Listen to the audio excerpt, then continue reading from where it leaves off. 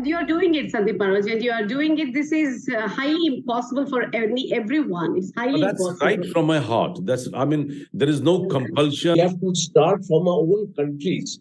We have to start from our own people. Stability in life is also education. And it probably goes together.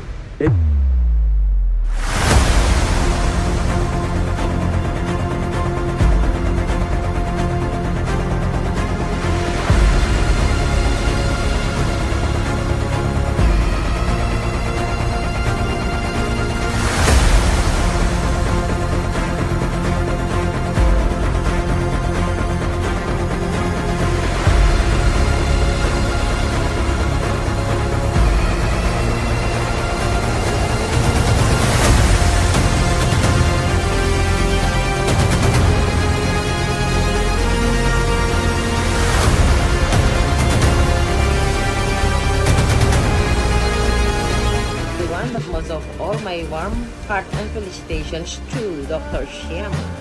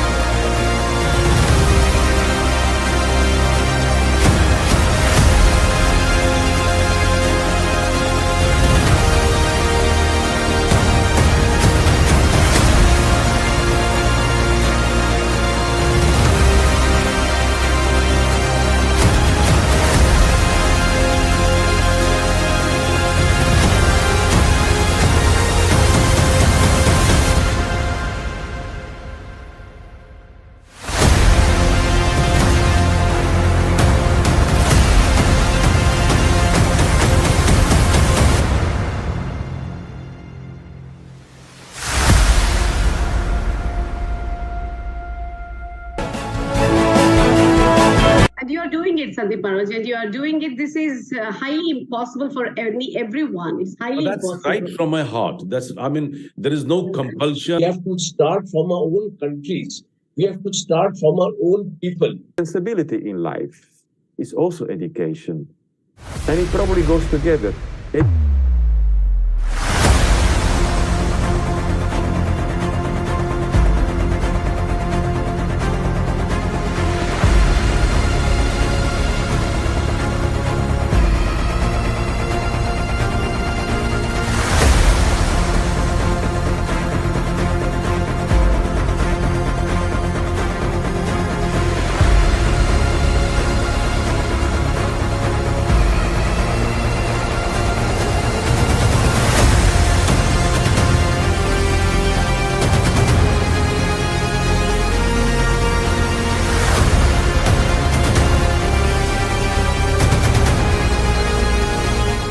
But most of all, my warm heart and felicitations to Dr. Shama.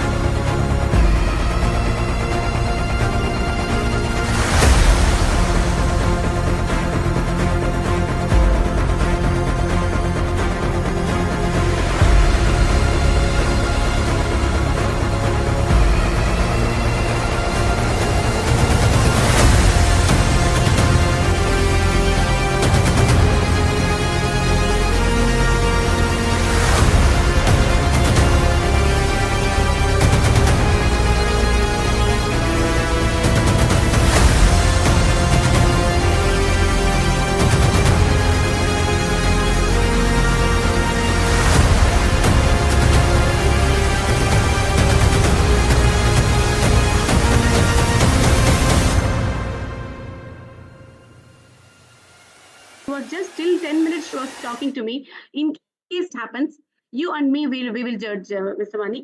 She's called. Okay, ma'am. Okay. No problem. No problem. Hi, Tiba.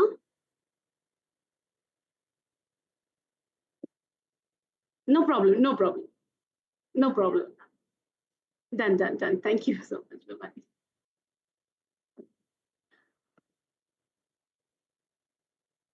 Good evening. Thank you, Radhagar. Good evening, good afternoon, and good morning, my dear friends. Today, a very messy day, but more the mess in life, more organized we will become. So, with this wonderful message, let us face the challenges, more exponentially and emotionally, we all will grow. Myself, Dr. Shama Hussain, founder and global CEO of International Institute of Influencers. III Group, International Life Skills Technologies, International Institute of Influencers and Gulf Scale Pioneers, Oman. We, III Group, welcomes you all wonderful students today. Welcomes you all to this International Debate Championship. You know who are the champions? Championship. Champions are not those who are intelligent. Champions are not those who are very handsome, who are beautiful. Champions are those who respect others, who respect time, who are focused, who are disciplined, who are committed, and finally, in one word, who are the leaders, the future leaders. You're all the future leaders. We, III Group, we are working hard. We are paving the way to the youth, to the future generation, to build you the leaders, the global leadership, with the help of global network, global influential leaders. We are providing the platform to the international youth to teach others, focus, disciplined, commitment, and all. So this International Debate Championship, I'm getting messages from all those who have finished already about the results. Before we proceed further, I just want to tell that all of you have done amazing, all of you have done incredible. Your results will be shown after we complete our auditions. Now still we are left with 2 or 3. And once we are done, all of you will be selected for semi-finals. And in semi-finals, you're all going to show up your exclusive debating skills, your exclusive leadership skills, your exclusive proactiveness. So all these challenges, get ready to face and inspire, influence, and innovate others. With this wonderful message, let me invite, today we have our jury is just joining, I believe, within 2 minutes. She just called me and she will be here within 2 minutes. Yeah, she's here. So we have our international jury who is from UK, United Kingdom. She is a master coach.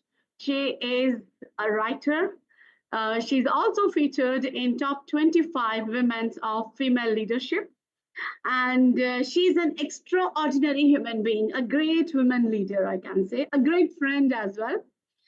Great friend. And whenever the word Tiba comes in my mind, just I remember one thing, her kindness. Tiba means kindness. Hi, Tiba. Apologies, my internet didn't work. Sorry, I've been trying for the last 20 minutes. I'm here. Apologies. It's a pleasure to welcome you, Tiba. I was just telling to everyone that whenever the word Tiba comes in my mind, only thing that comes first is kindness and your wonderful smile. Thank you so much. Thank you. That's very kind of you. My pleasure as well, Tiba. It's a pleasure to welcome you here. And thank you so much for accepting our invitation in empowering the students, empowering the youth towards the leadership pathway, which we have started as an III, towards humanization of education. And Tiba, today the thing is we are having 10 groups, totally the 10 groups, and each group will be having either 4 or 3 depending upon their attendance. Yeah. And every group has given a topic, and they are going to debate on that. So we will be inviting you to announce the topic. Once you announce the topic, they will start their debate. Okay. And once the debate complete group is finished, once all the 4 or 3, once they finish, we request your general feedback, Hiba. Like, how did you feel about that, everything? So, okay. So that the children will get energized and they will get. So we request your general feedback on that. And so like this, we'll go on with the 10 topics. This is how the whole show goes on, Tiba. That's So, brilliant. So we will start. So you tell me where. Tiba, before that, I request everyone to give a big round of applause to Miss Tiba for joining us here from London, giving Thank her you. precious time to encourage all of you. Thank you, Tiba, from all of us. A gratitude from the bottom of my heart. Thank you so much. You're welcome. You're welcome. And pleasure. We are here to serve. Thank you again. So I request Tiba to take up the stage and announce the topic, please. Yeah. So we will start with group number 1. Yes. So the first topic we will start is so the topic is students should be allowed to use smartphone in school or not. Yeah. Let me know if you want me to repeat the question. Yeah. If you can, No, one more ma'am. time. Yes, repeat it. No, ma'am. It's okay. I understood it. Okay. Greetings, everyone. This is Vasundhara. So, according to my opinion, students should not be allowed to use smartphones in the schools. Smartphones are major distraction in the classroom. You cannot expect students to focus when their phones are buzzing with texts and notifications. Second, smartphones can be used to cheat during exams or assignments through text messages, internet searching, and hidden notes. Banning them can help maintain academic integrity. While phones help stay connected, they also create space for harm. Cyberbullying becomes too easy. Helps cyber bullying becomes too easy. It does not stop when the school ends. It follows students home, leaving long lasting effect on their life and mental health. Fourth, for students, this can turn into an addiction, constantly pulling their attention away from more important things like schoolwork or even social interaction. Number five, think about how often students check their phone during breaks in classes. They can become addicted, feeling need to check their phones throughout every few minutes. After it affects their concentration and relationships. Number five, smartphones have replaced face-to-face conversation, making it harder for students to develop real communication skills.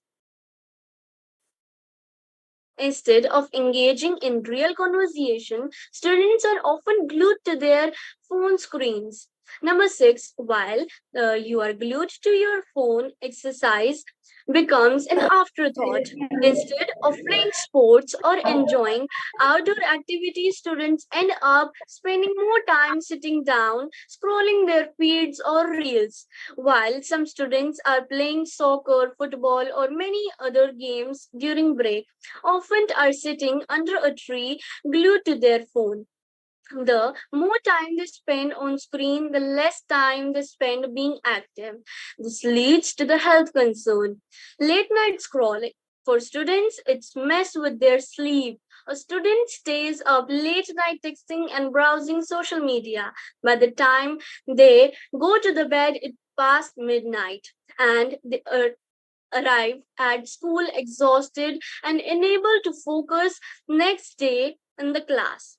When their phone are on the decks, it's game over for concentration. During an important lesson, students keep glancing at their phone to check messages. This constantly distraction means they miss key points and important lessons taught by the teachers. So, with social media and messages app, privacy also becomes a concern. Students often overshare and engage in the risking behavior sometimes without even realizing the dangers. A student posts their location on social media during schools unknowingly exposing themselves to online risks. Sharing personal information on phone can lead to dangerous situations like stalking and hacking. Smartphones hinder our critical thinking also. Why bother solving a problem when Google's right there? Phone discourages critical thinking. making it harder for students to develop problem solving skills and thinking independently. When a difficult situation or a problem arises, a student,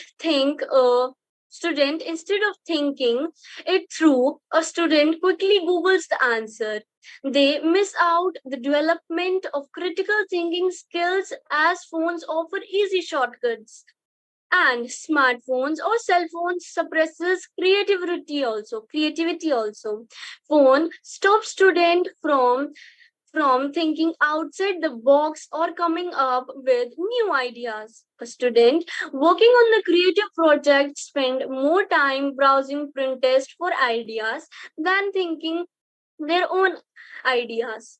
Phones limit original thoughts as students rely on the ready-made content rather than coming up with their own ideas.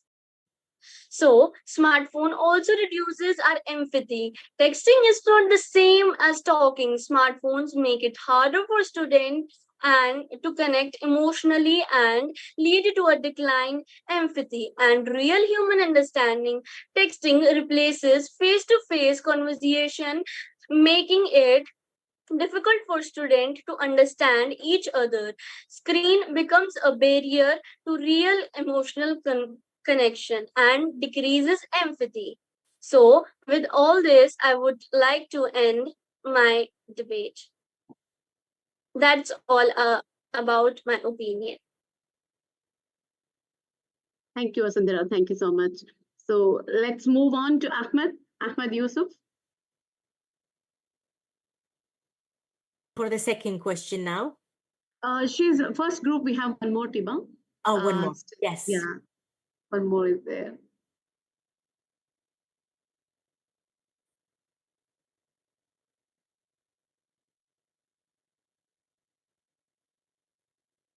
You're muted, Ahmed. No. Ahmed, you're muted. Hello, good afternoon, everyone from this side. Yeah. My name is Ahmed Yusuf. I'm from Nigeria, and I think I'm participating on the debate that smartphones should be allowed to use in school due to these four points. Number one, the reason why students should be allowed to use smartphones in schools, it gives students access to educational resources like world-class libraries, during research programs, articles, opportunities for students.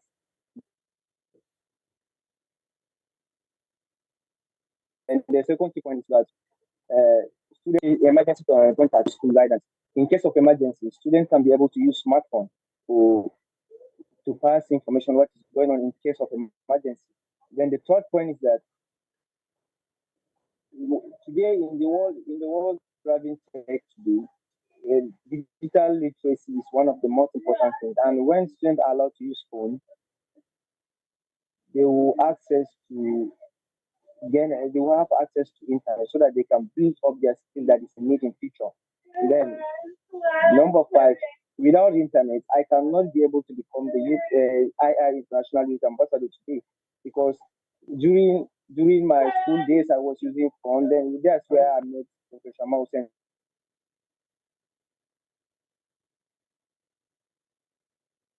Today I'm participating from the end of the world as a result of what? As a result of hello, can you hear me?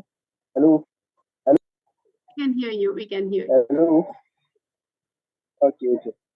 As a result of using smartphone during the launch of International Institute of Influencers, I was able to become youth ambassador through phone. Without using phone, I cannot become an International Institute of Influencers ambassador. So my motion is that I supported that students should be allowed to use phones it will help them in having global opportunities and help them connect with outstanding mind leaders. Thank you very much. These are the few points that I have. Yeah, I think we are done with the first group, Tiba. May I request your feedback? Ma'am, one is left. One is there, Shreya? Yeah, Okay. yes, ma'am. Harmandeep.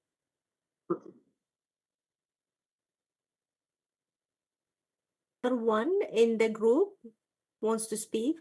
Yeah. Yes, ma'am. May I speak, ma'am? Yep, please.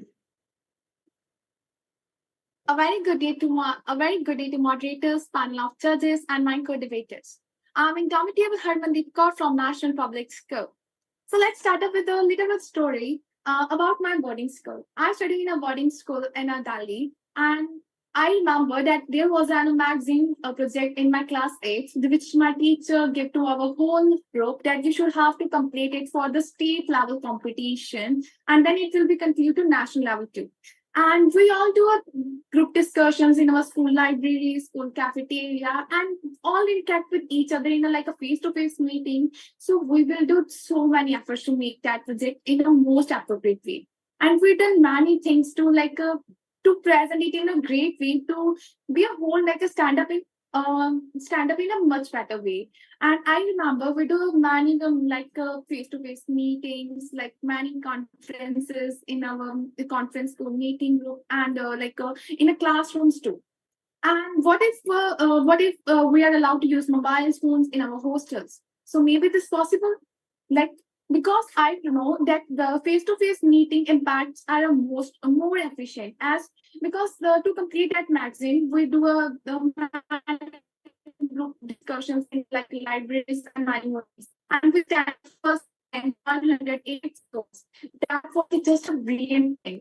And we are honorable by the like our CM Arvind Kejriwal in Delhi. That was such an appreciable moment. And you guys think that the all thing can be possible with mobile phone as we will make a group chats and we will not do that much interactions and to don't pass that much good ideas to each other to complete our magazine. And we also stand up for national as a second. And this story that can maybe like give some idea that I'm engaged in a lot of mobile phones in a school. As mobile phones are a biggest distraction. You know, as all of us are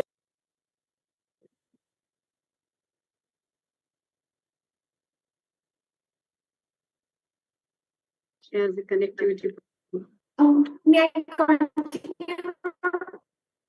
Yeah, we are not able to hear you properly, Harvinder. Now continue. Continue, ma'am. Yeah, please continue.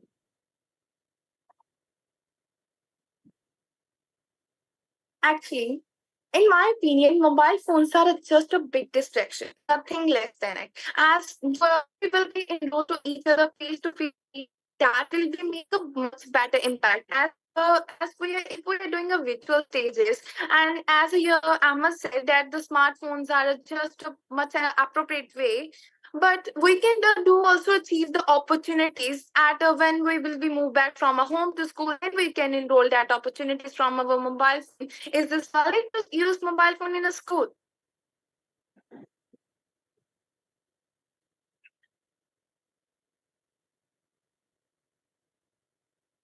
think she's stuck again. You're done, Harminder? Harmanpreet. Actually waiting. No, ma'am. Actually, I'm waiting for Amma's replies. Like it is a debate. Okay, Maybe. He's gone, maybe. Yes. He's gone, I believe. Okay. So, mobile phones are absolutely distraction. You know what? There's cybercrime, cyberbullying. Okay, one more advantage of one more disadvantage of it is like if students what a mean of actual school. So that provide equal education to every student so that they can't feel low like that someone has that. So we are allowed to wear a school uniforms. And what if students are allowed to use mobile phones, some have a expensive phones, some have no phones? That will be also make a somewhere discrimination. This is also a major point. As also mobile phones somewhere also create some injuries like students enrolling just mobile phones like walking from a school and going to school and whatever. The students are just enrolling their mobile phones and get trapped in any accident because of just your mobile phones. Is this okay to use mobile phones? But you know what, mobile phone is a much big distraction. like a let's take example, like a teacher is explaining our students about the any main concept, and someone get a notification and something like a very funny name something. So that at that time, every student will get disturbed. The teacher also may be in trouble. But if school mobile phones are allowed in schools, then the teacher will not stop them. As recently in June 2024, California government bans mobile phones in schools because of they think students are not have to be focused on screen. They have to enlighten themselves. If they need phones, they can use their phones at a home. After coming back from school, they can enroll at a many websites after coming from a school. Why it is included in our schools? Because it lows of efficiency, productivity. Mobile phones are just a kind disturbance. It also issues our mental health, as like in a recess period. If ma'am, you remember at that in your school time, you also we like to playing a football, basketball with the friends. But at now situations and schools where mobile phones are allowed, students are just enrolling Instagram reels, making a snaps. They're not realistic as we all are, because they're just on a mobile phone and searching and rolling all that stuff that just crack their minds. But you know what? In a French and in a California, the government has banned schools to teens and to a school banned the schools to teen ages in other schools. They believe that students are not have to depend on a screen. They should have to enroll themselves in a realistic, because mobile phones give us a many opportunities. I'm agree with that. But there's some limits in a schools. There are some school responsibilities, duties, many more things. So why should we have to? Why should have to be allowed mobile phone in school? Because it is absolutely distraction, nothing less than. Maybe it was getting boring if I took it long. So this is all. Gratitude, ma'am. Thank you so much. Thank you, my dear. Dear Tiba, can we request your feedback? Thank you. Thank you for everyone who giving their opinion. 100% is I agree with all of you. I would like to add one point is what is the purpose of having our mobile phone with us? If it's in school or at home. So always when you get a mobile, what is the purpose you're having your mobile? In school, if you have access to mobile, what are you going to use it for? Is it distracting you in the classroom? Is it distracting you as well, building that relationship with your friends or with your teachers? So 100%, do we need a mobile in school? No. No. What is it for? And even when you use it at home, ask yourself, what is it for? Is it stopping me being present with my family? Is it stopping me being present with myself?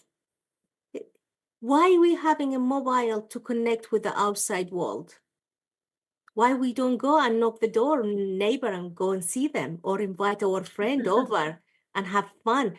That is the way. I'm telling you, I grew up in a time there was no mobile phone, and it was the best time in my life.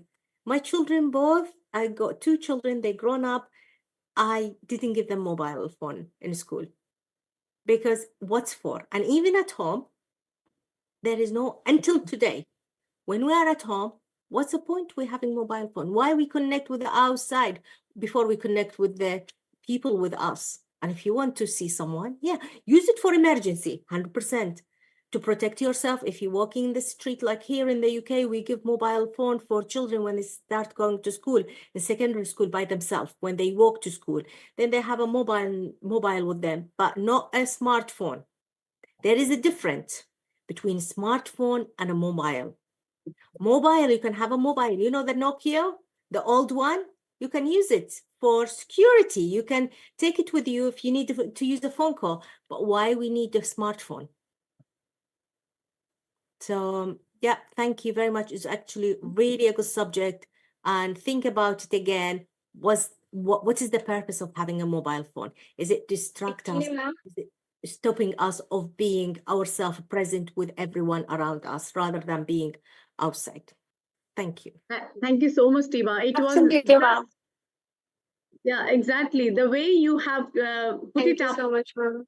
Yeah, please, my dear students, you must take up what our jury today, she has really enlightened. The way you have to ask yourself, why should I need it when I'm at home? Why should I knock the door of the neighbor, right? You are at home and you're knocking it. Yes, and there's a difference between mobile and smart. What she said is very true. Use it accordingly, and then perfect. Dear Tiba, it is so wonderful insight that you have given, you have enlightened. I'm sure all of them who are listening to you might have got an eye opener today. Thank you, Tiba. Thank you so much. Okay, one more thing is just came now to my mind. Please do not let your mobile control you. You control your mobile. Wow. Always remember that. It is just a device. Wonderful. So Yeah. this is just a device. Don't let your mobile to control you. You control the mobile. What a, I think it's the biggest takeaway for today. Every student, for every student, especially because this is the one that can make up your life. Remember these things, my dear students. And then let's move on to our second group. Let's Second. move on. Second group, and our jury will announce the topic. Then one by one, whoever are, I'm sure second group, very powerful people are present. They are going to give their powerful performance. And let me tell you one more thing: if anybody is reading, you are getting disqualified. You may think that you are reading.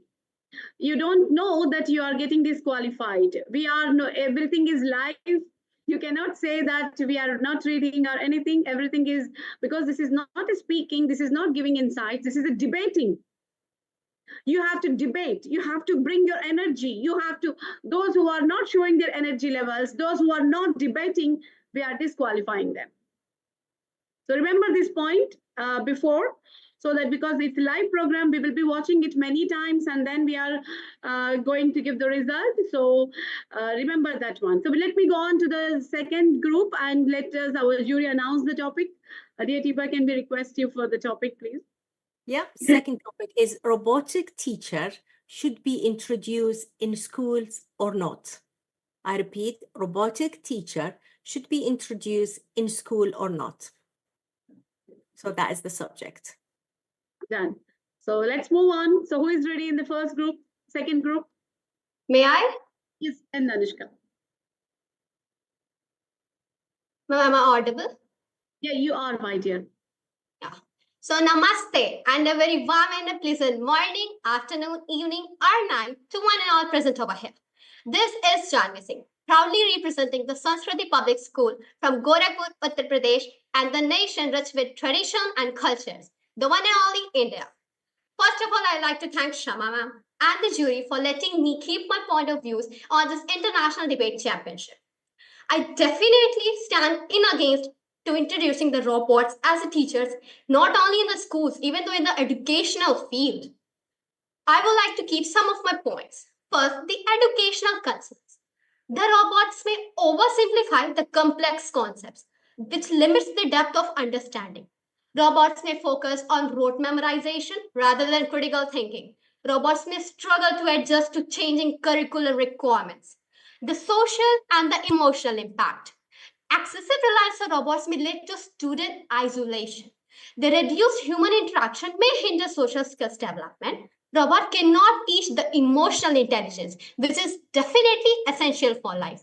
And the technical issues. Robot can malfunction, disruptive learning. Robots may pose cyber security threats, compromising the student's data. The cost and the resource. Allocation implementing robots may divert funds from the educational resources. Robots require ongoing maintenance, adding expenses. And the teacher replacement concerns. Robots may replace human teachers, threatening livelihoods. Robots may undermine the value of human teaching. The emotional and social development. Robots cannot provide emotional support or empathy, crucial for students. Emotional intelligence. Human teachers model social interactions, essential for students' social skills development. The teaching complexity. Robots struggle to understand the nuanced context, potentially leading to misinterpretation. Human teachers encourage creative problem solving, difficult for robots to replicate. The human connection. Human teachers form meaningful relationships, fostering motivation and engagement. Teachers serve as role model, influencing student values and character. And at last, I would like to say to each and one, everyone present over here, everyone must be reminding that moment that when I definitely remind that stick of my teacher. He gave me on my left hand, and my left hand was totally red. Shama ma'am, do you remind any of your teacher? As a teacher? Ma'am, getting beaten by any of your teacher? Does that memory some Getting beaten by the teacher maybe in class 2. yes, ma'am. That's what my point. Everyone has that moment that yes, that teacher, that was not my fault, sir, and you beat me. That's not good. And even today, I'm saying the truth. And at the last, I'll conclude my point that do remember from A to Z, whatever the robot is teaching to you is well programmed by a human only. So definitely, human. The robots can never take place of human, and in the educational field, it would be worse. So these were all my points. Thank you. Thank you. Thank you so much, Janavi. Thank you so much for the wonderful insights. So let's move on. So I hope so. Janvi is going to bring emotional intelligence into the life. Wishing you all the very best, Janvi. Wishing you all the very best. So we have the next. Who is going to take up? Anyone, you have to continue. As soon as she finishes, you have to continue the other personality.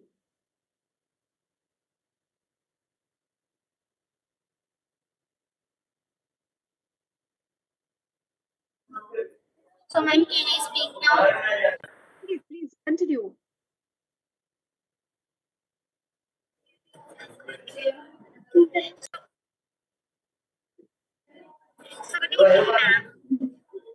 Good evening, my dear. Can I audible?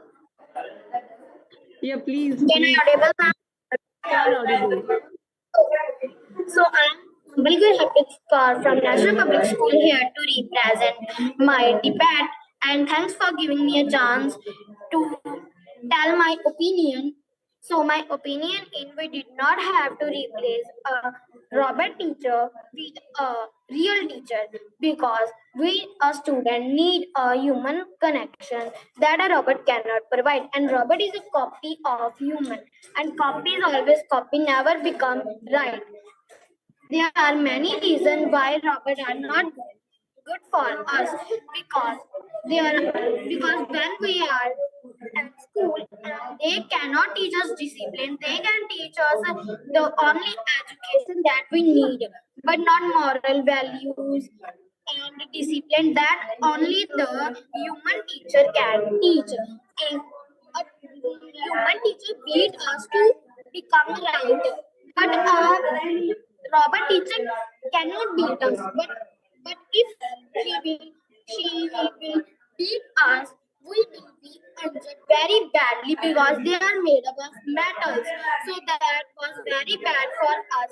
And we need a care of teacher. When a student will be ill, the robot cannot take care of they will only give medicine to them, don't care of them. But real teacher, the human teacher will take care of them that we need. So that's my opinion. Thank you. And always know one thing: we did not have to give our opinion, our work to a robot. Otherwise, we will be when we will be realized there was be time.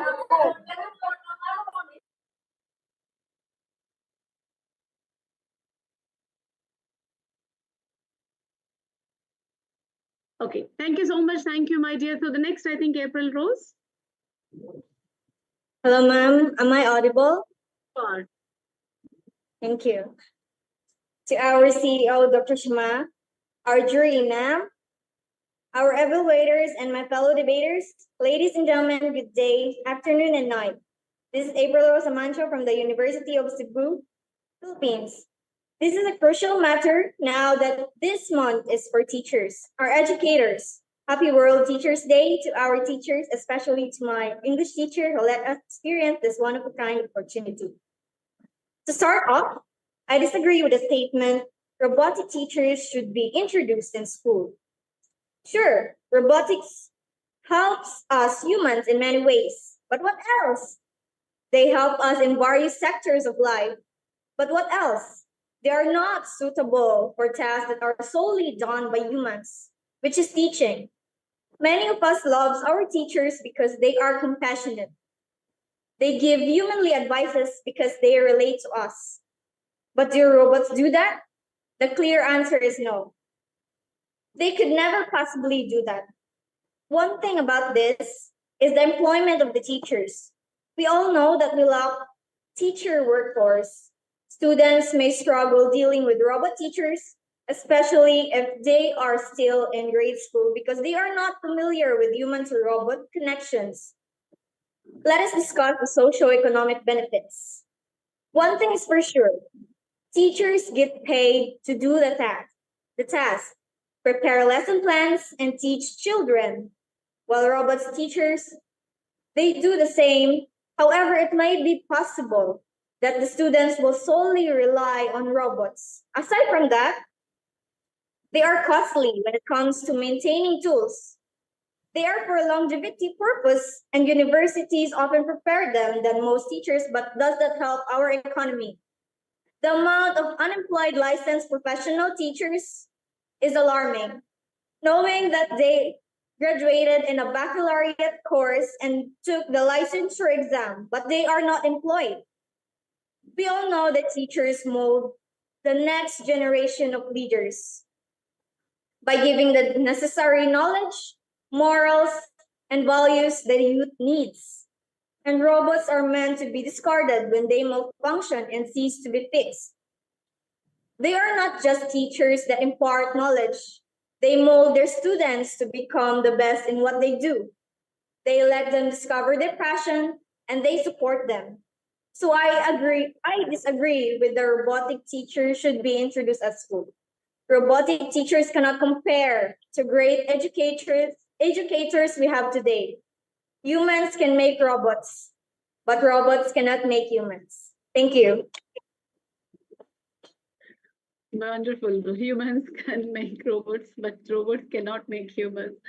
Dear Tiva, what do you say about this?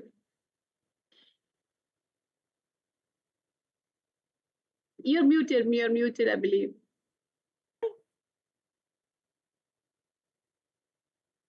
Can you hear me? Yeah, now we can. Well done, April. I love the statement. We are human, make a robot. We not robot can make a human. So I 100% I disagree to introduce robot to teach, because we learn from our teacher. All of us, we have teacher in our mind. We with the journey, all the journey we took in education, we have that teacher who taught us method of learning, taught us as well values and moral. And also it's just that connection with that human, even like an opinion the human gave us with that teacher stayed with us. Maybe they are not still exist with us, especially for us. Like I'm not young, probably my teacher now retired, but when they put the stamp in my life will stay forever. And that stamp I transfer it to my children and also the people I work with. So 100% disagree to have a robot in school for teaching, but to use it, yes, to use it for our benefit, to use it, and we need to be very conscious how we use it. Because remember, robot is someone else feeding the information to the robot. So robot can control us and it also can brainwash us. So you need to be very careful when you use AI or when you use ChatGPT. Be smart. If we are a human and use the robot to help us, or AIs to help us to develop faster, yes, 100%, but use it consciously. That's what I would say. Wonderful. Use it cautiously. This is what I think the biggest takeaway, because whatever all the AI things, we need to use it cautiously, otherwise it can destroy us.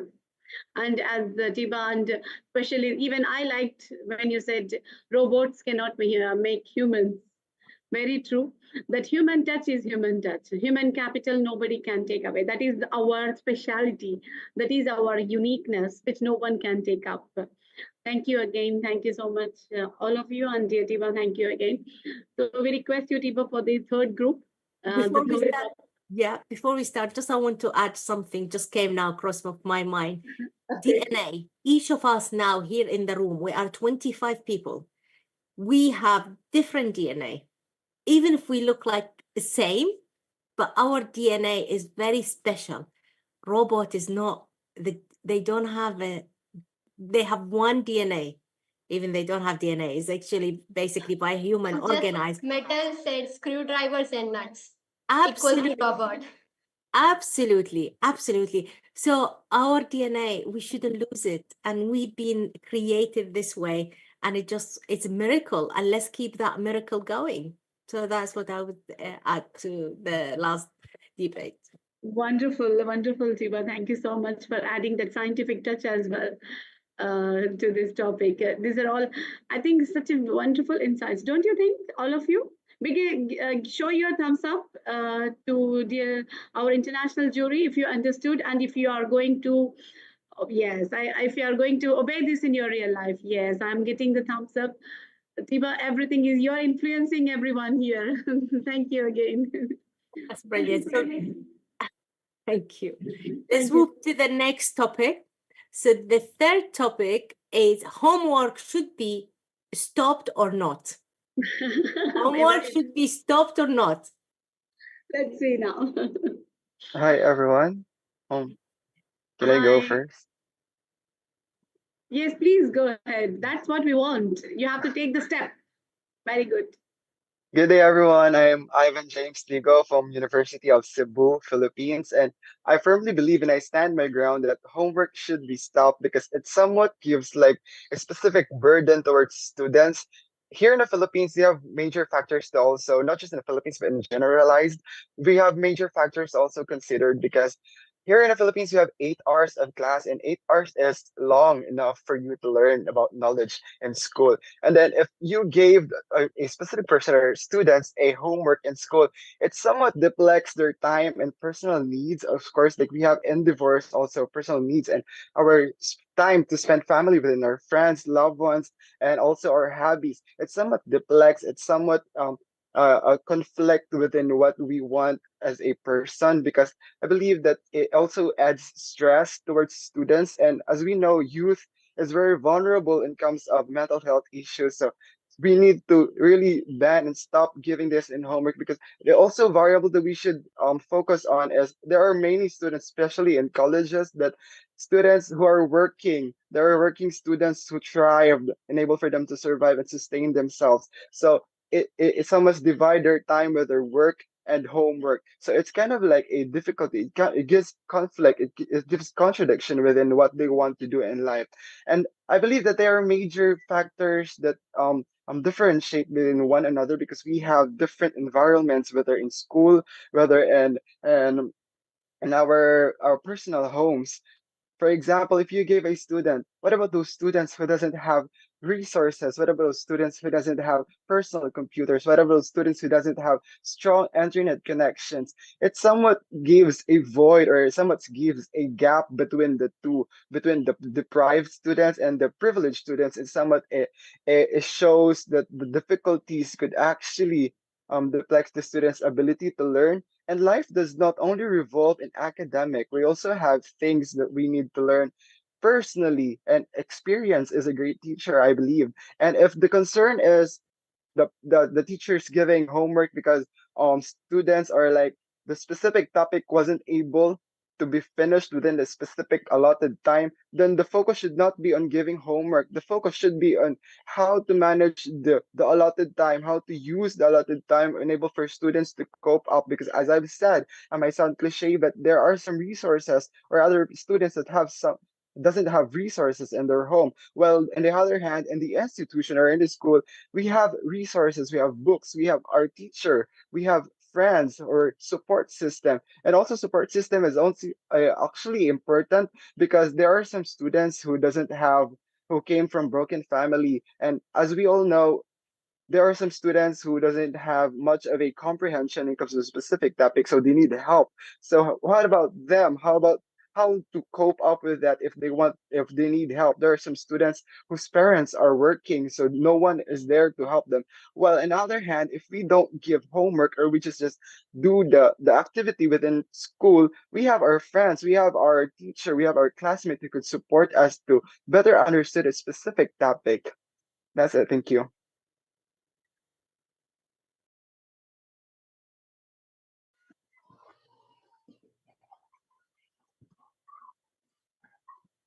You're muted, Miss. So nobody else in third group? Jane Rose, you are there, right? Good morning, Miss. Can you hear me, Miss? Yeah, we can. Good morning to each and everyone. Good morning, good evening to each and everyone who participated today. So I have to disagree with the statement. I think continuous giving of homework should still be allowed to school, because giving homework is the one way to assess the students of how they can apply the learning that they get from the school. It is also the way the teacher, how they can measure of how far the students learn from them. It is the one way that the teacher could assess the students of what they can need. It is a way of measure of how much learning should the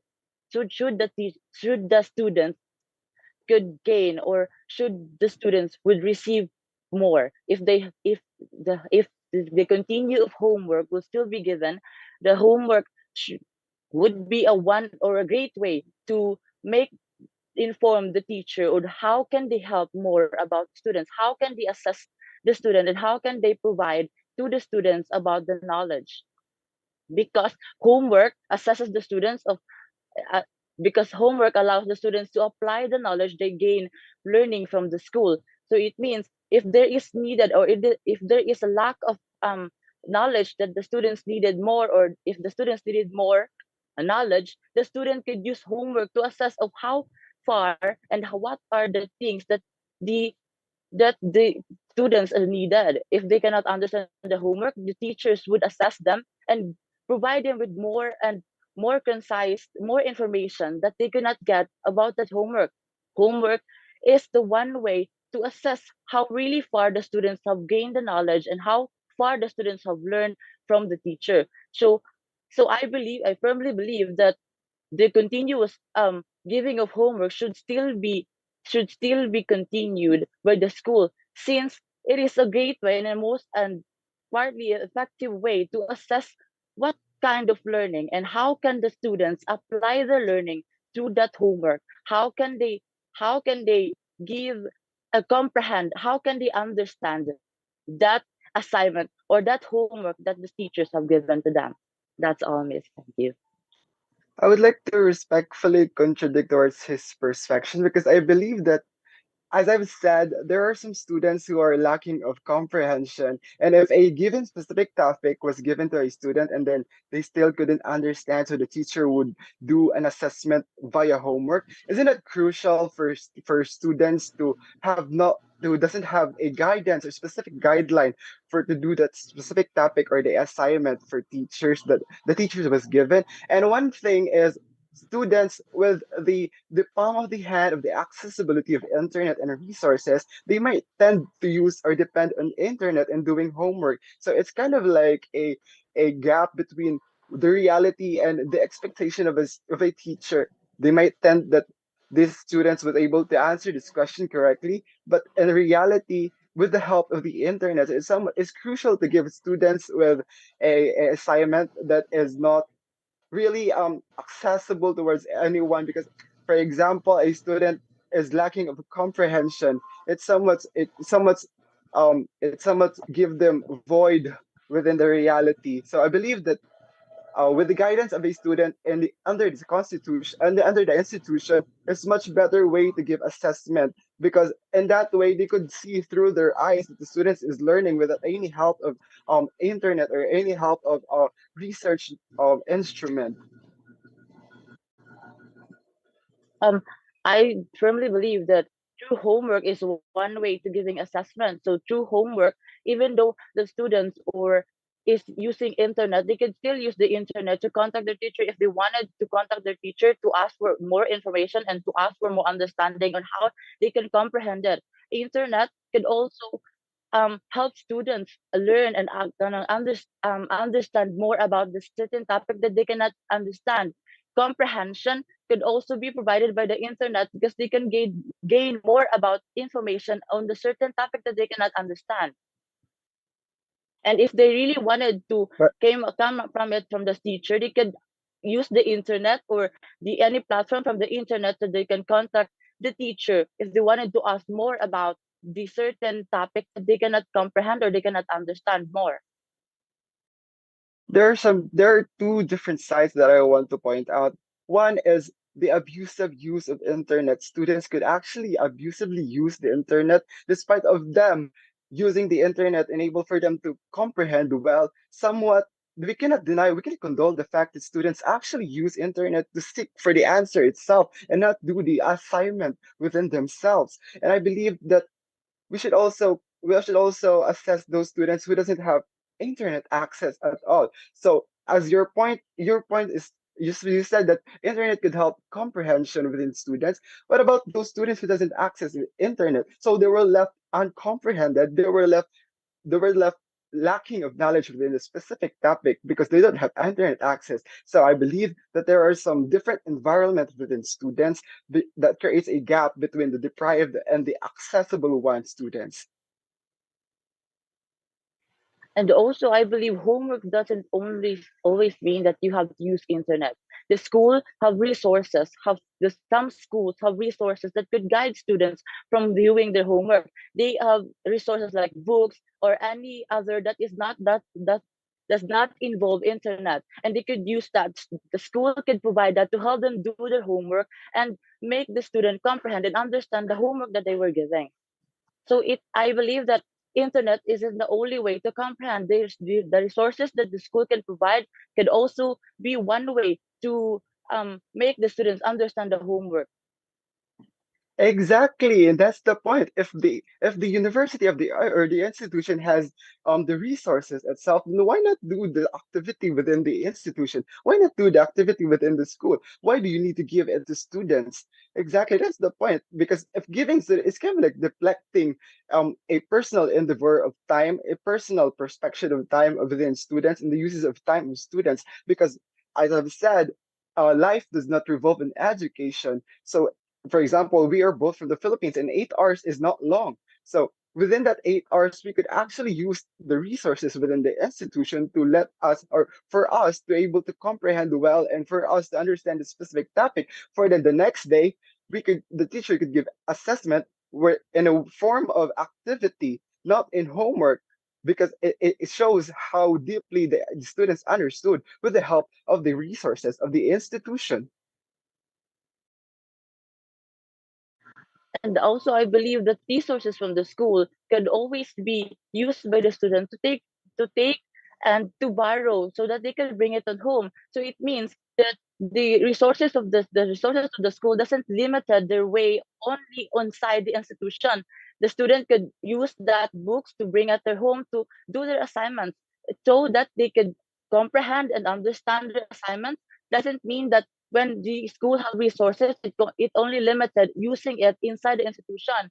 Some school, like the University of Cebu, for example, have a policy that the student could bring the books in their home so that they could be able to comprehend their assignments and do their assignments using the resources from the institution or from the school. We cannot just we should objectify, we should generalize the examples given, because we cannot just use our institution, our university as an example, because it's a private institution, so resources are present. But what about those public institutions who has lack of books, who have lack of resources within their school? It differs, and it divides the students' ability to think and ability to actually adapt within a certain topic because of the lack of the resources. While in school, we could share the resources. If students would bring home some books, then what about those people who are left with no books? So it's actually hard for them to comprehend and understand some topics. So I'm also believe that public school have resources on them. They were given books to borrow and do return after the end of the school year. And I believe that private institution is doesn't the only school that have the books, because government on the on public school are providing also books that that could be used by the students. We cannot condole the fact that the broken education system of the Philippines is really what neglects people. I myself, I came from a public school and I've seen it myself and I've experienced it myself, the lack of books within the library, the presence in school. So somewhat we weren't able to take home some books for us to learn because the lack of books is present, and that is the problem of what the broken education we have. So if that is the problem, then the focus should be enhancing the activity or the learning within the school only, because it provides a specific knowledge that helps students and especially teacher to assess them student personally. Thank you again. Thank you to both of you. Let us listen to our jury as well about this, what she says about the homework, whether we should have homework or we should not. Thank you very much. I agree with you both, but I am with the homework, definitely, because there is no education without homework. We can get education 20% of school or university, but the work 80%. I believe in 20 and 80%. But resources, yes, we need to have resources to be able to study at home. It's not enough just to be in a school. A school is not just education. A school as well developing other behavior, other habit in school. So it's not just for education. So 100% we need homework, but we need to teach children from young age how to structure their homework, how to use resources, how to find resources. And also having homework is also teaching students to be independent. We cannot be dependent on our teacher or our institution, or being dependent only on or our friends. Yes, I understand some children, they have parents which they can help them at home.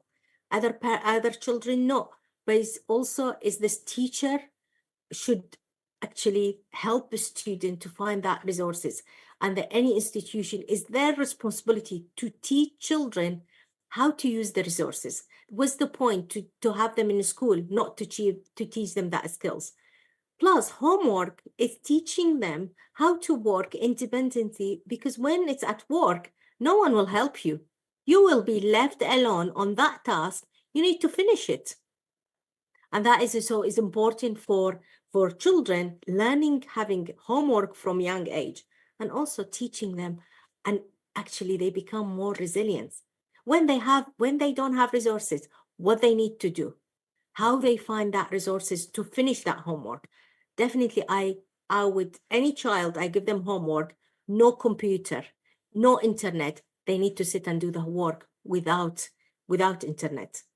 We don't need an internet to complete a task, because when you'll be at work, is a task is not you don't complete it is through internet. And definitely, if you are, for example, you want to practice, if it's maths or physics, you need to repeat 30 times for one question to be able to solve it and to understand it each time you learn something. That's the way, and that is how you exceed, and that's the way how you become successful in anything you want to do. So definitely homework, we need a homework. Thank you so much, dear Diba. And also what I believe is, if we take something as a homework, this is not going to work out. Your homework should be driven by your intrinsic motivation. When teacher is explaining something, you have to give homework to yourself. You have to feel, let me find out something more. When I was in school, I was in college, when I studied, when you get new books, as soon as you enter into the new school, new class, and the new books are there first day, as soon as you go to the classroom, the teacher explains that, what I used to do? I used to give homework to myself. Today I have to search information about it. I have to think about it. I have to explain it as a doctor. I want to become a doctor. I want to, I mean, so I used to, okay, I'm studying digestive system. Digestive system contains, what is digestive system? How it is going to work, what are the parts, the functions of the liver, what is the function of the esophagus? I used to give homework. What will happen to our body if we don't have esophagus? What will happen to our body? I have to ask myself, let me scramble them, let me arrange them. This is what you have to design homework. Why to done? This homework is for who? This is for you. The purpose of homework is to bring the research, the leader of scientists, the scientist in you, to bring out the scientists, to bring out your commitment, to bring out your consistency to learn something. Why don't you understand the facts? The reason behind the homework. Why all children consider homework is a punishment? Homework is some workload. No, it is something, an option to become what you want to become. It is an option to come out of your comfort zone. Don't consider it as homework. Here we are not supporting homework. We are not in either sides. Here we are taking homework as a part of your life, which you are imbibing. You are taking it to grow.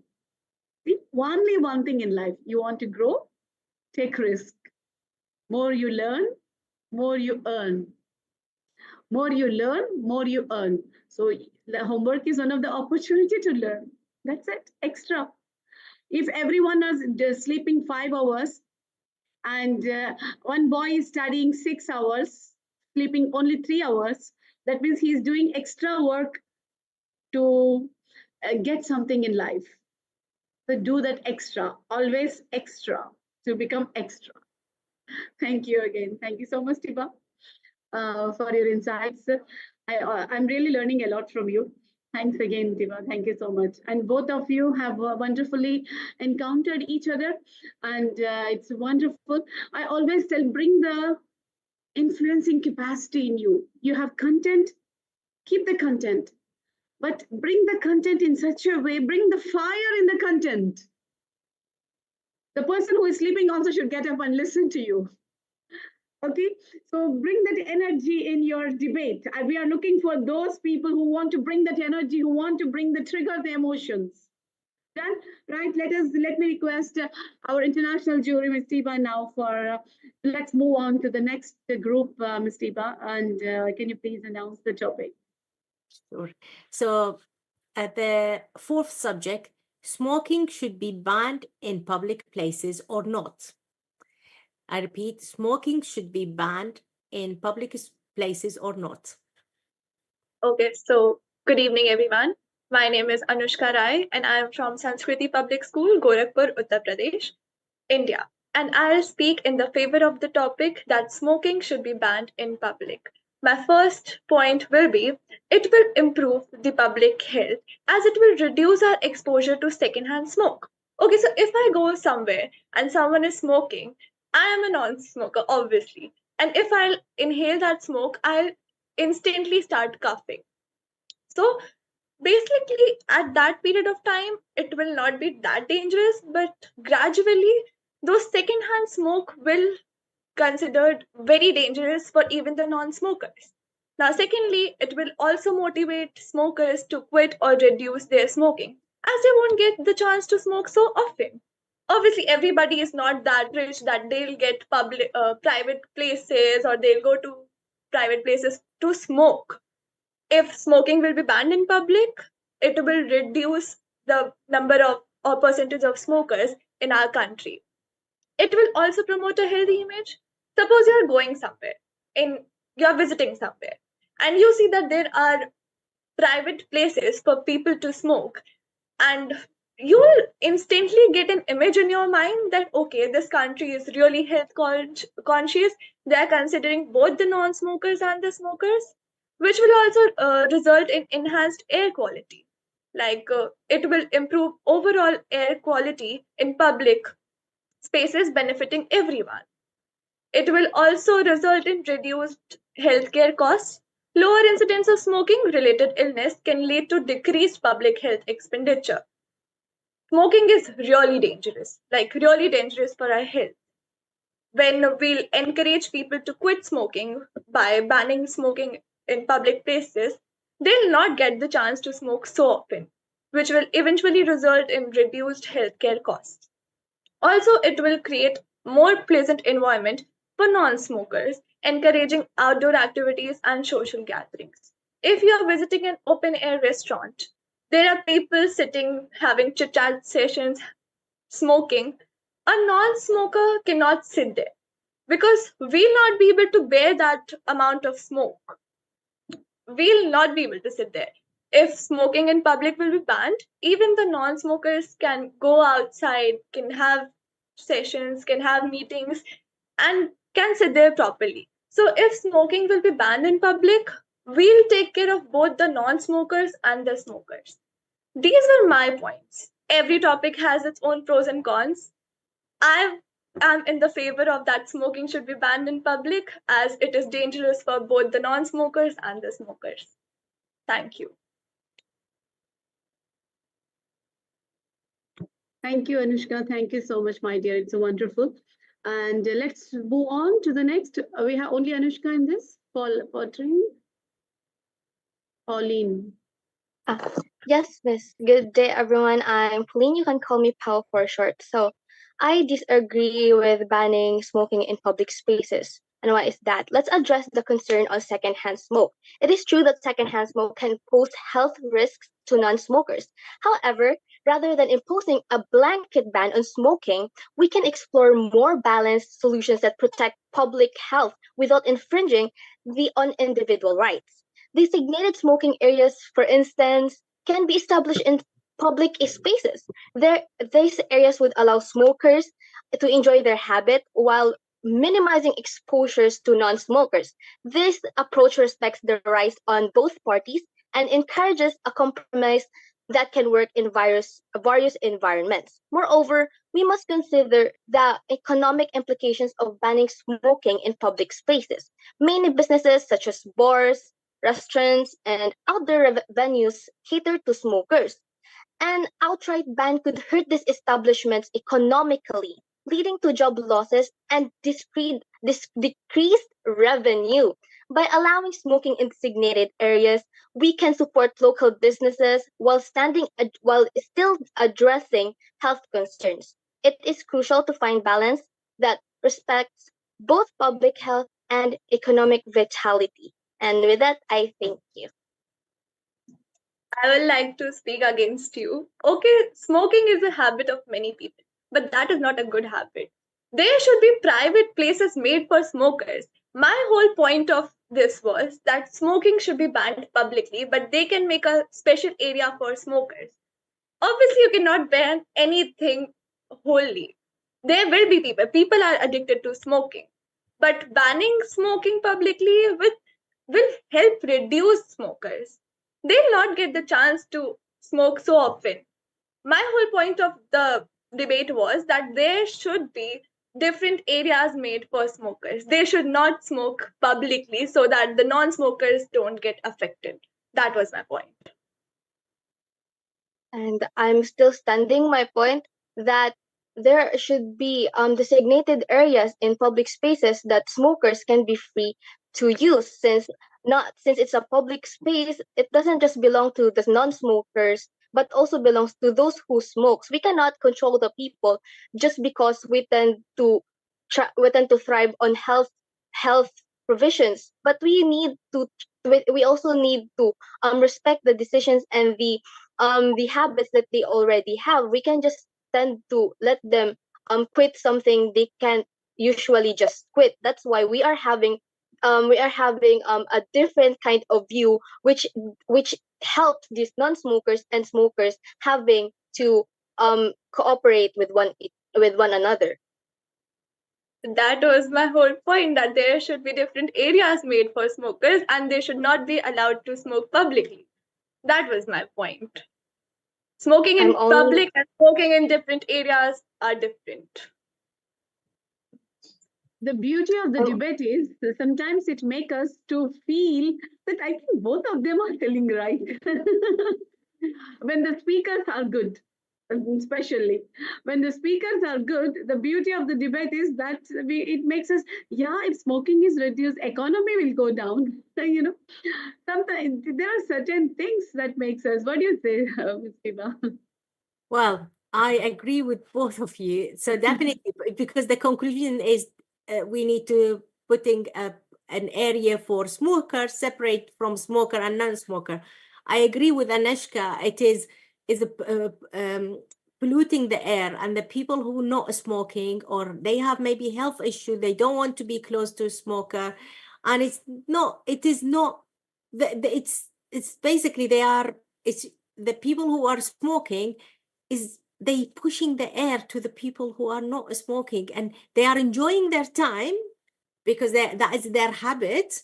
The people who are not smoking paying the price, and this is it's I believe is irresponsible, because as a human we should come to this earth to give something valuable to others and to the earth.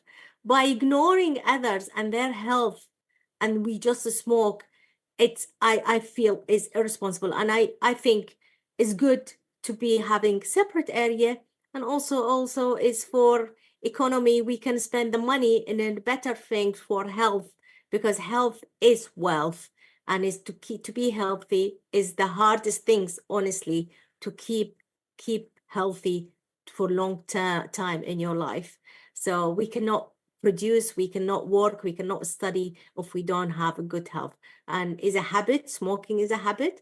And it is also, I go back as well, is brainwash from young age. They show on movies and the way how they smoke, is a bad habit. So it is good things. If it's separated, then people might think, oh, socially, they're not enjoying the time with the people who are not non-smoker. So it might be changing habits. So I'm with separating them, so to protect and to increase healthy people, number of healthy people. So that's my opinion. Thank you so much, dear Deepa. Thank you so much. There are certain topics which are so contradicting. Sometimes it's really like cannot decide both the sides of the coins. Thank you so Absolutely. much. Thank you, Deepa. So I think we are having one more, Maril, or no? She is not opening her camera. So let's move on to the next group now. Group 5. Dear Deepa, can we announce the topic, please? Yeah, the topic is the plastic bags should be banned or not. Plastic bags should be banned or not. That's the topic. Ma'am, may I start? Go first. Okay, Aradhya. Yes, ma'am. The debate is not about facts, it's about the opinion. Namaste from my side. With this gesture, a very heartwarming welcome to the jury, Shama ma'am, and my fellow contestants present over here. I, Aradhya Shukla from Sanskriti Public School, Gorakhpur, Uttar Pradesh, India, is very grateful to participate in the International Debate Championship and to present my views on the topic plastic bags should be banned. As we all know that plastic bags are very hazardous to the nature. In a study done by Alice Horton in 2018 showed that the small pieces of plastics are all scattered over the landscape and water bodies, severely affecting them and polluting them as well. The plastic bags are also used in our homes to carry objects, and then they are thrown away and they're collected by the municipality. The municipality burn it, and on burning plastics, they emit some harmful gases such as greenhouse gases like CO2 and methane. So they also emit some harmful substances such as nitrates, phosphates into the atmosphere, which create difficulty in breathing and also lead to certain diseases such as respiratory diseases, uh, cardiovascular diseases, and asthma. And apart from this, it is not the end. Apart from affecting the physical health of the people, it has also severely affected the mental health of the people, leading to anxiety and depression. It is not only limited to a small scale, but it has also created hazardous situation on a large scale. According to our data, 90% of the seabirds have plastic in their stomach, which is the result of the vast disposal of plastic on the water bodies. With my closing statement, I want to conclude that I want to conclude that the government should take several major steps against it and the plastic should be banned. Thank you so much. Thank you, Can I Aradhya. speak? Yeah, please, Meran. Firstly, good morning, good morning, good afternoon, and good evening, Shama ma'am and respected Tiva ma'am. So I am going to argue in against that plastic should be banned because in this modern era, plastic become an integral part of our life. Like the small things to large things, we use plastic. Like the best example is toothbrush. Toothbrushes are made of plastic and they were used regularly basis in our houses. If the toothbrushes were made up of paper, we cannot use that. It will not sustain. And if those will be made of metal, we cannot use that because the metal will be harm our teeth or our internal organs. So the softness and the texture provided by the plastic cannot provide by the other objects or the materials. And she was talking about the climates and the seagulls. For your kind information, for making 1 ton of paper bags and cloth bags, there are 17 to 24 fully grown trees cut to make just only 1 ton of paper and the cloth bags. And for making plastic bags, just use of polymer. Polymer extract from the natural gases. So there is a no harm to the resources or there is a no cutting of trees. So that I can say that in other manner, plastic help in saving environment also due to reducing the deforestation by not cutting the trees because plastic are made of polymer and polymer extract from the natural gases and it also save the resources. And the best example is she was talking about the diseases. For your kind information, medical supplies, which is a really good, really important factor in our life in today's period. So medical supplies like the machines, like the injection, like the medicine wrappers, all things are made up of plastic. Because of that, they could be because of the plastic, those medicines could be preserved for the long time and can be supplied to the to the different parts of the world. And if there will be not plastic, we cannot preserve those medicines. We cannot make those machines which are used by the doctors in the hospitals. We cannot make the injection which is helpful for us. So I can say that plastic save our life and save our resources. Thank you. Ma'am, I want to contradict her. Okay, For the Aradhya. topic of the toothbrush, I want to say that in the market, the wooden toothbrush are also available, and she's talking about the polymer. So, as we all know, that plastics are non-biodegradable, and the papers are biodegradable, and they can be used and recycled for many purposes. But plastics are they can be used once, and then they cannot be disposed again. So it is a major problem. And also, I agree on the point that it is used for major purposes, but it has also harm effects on the environment. You said that paper bag can be or degrade. Okay.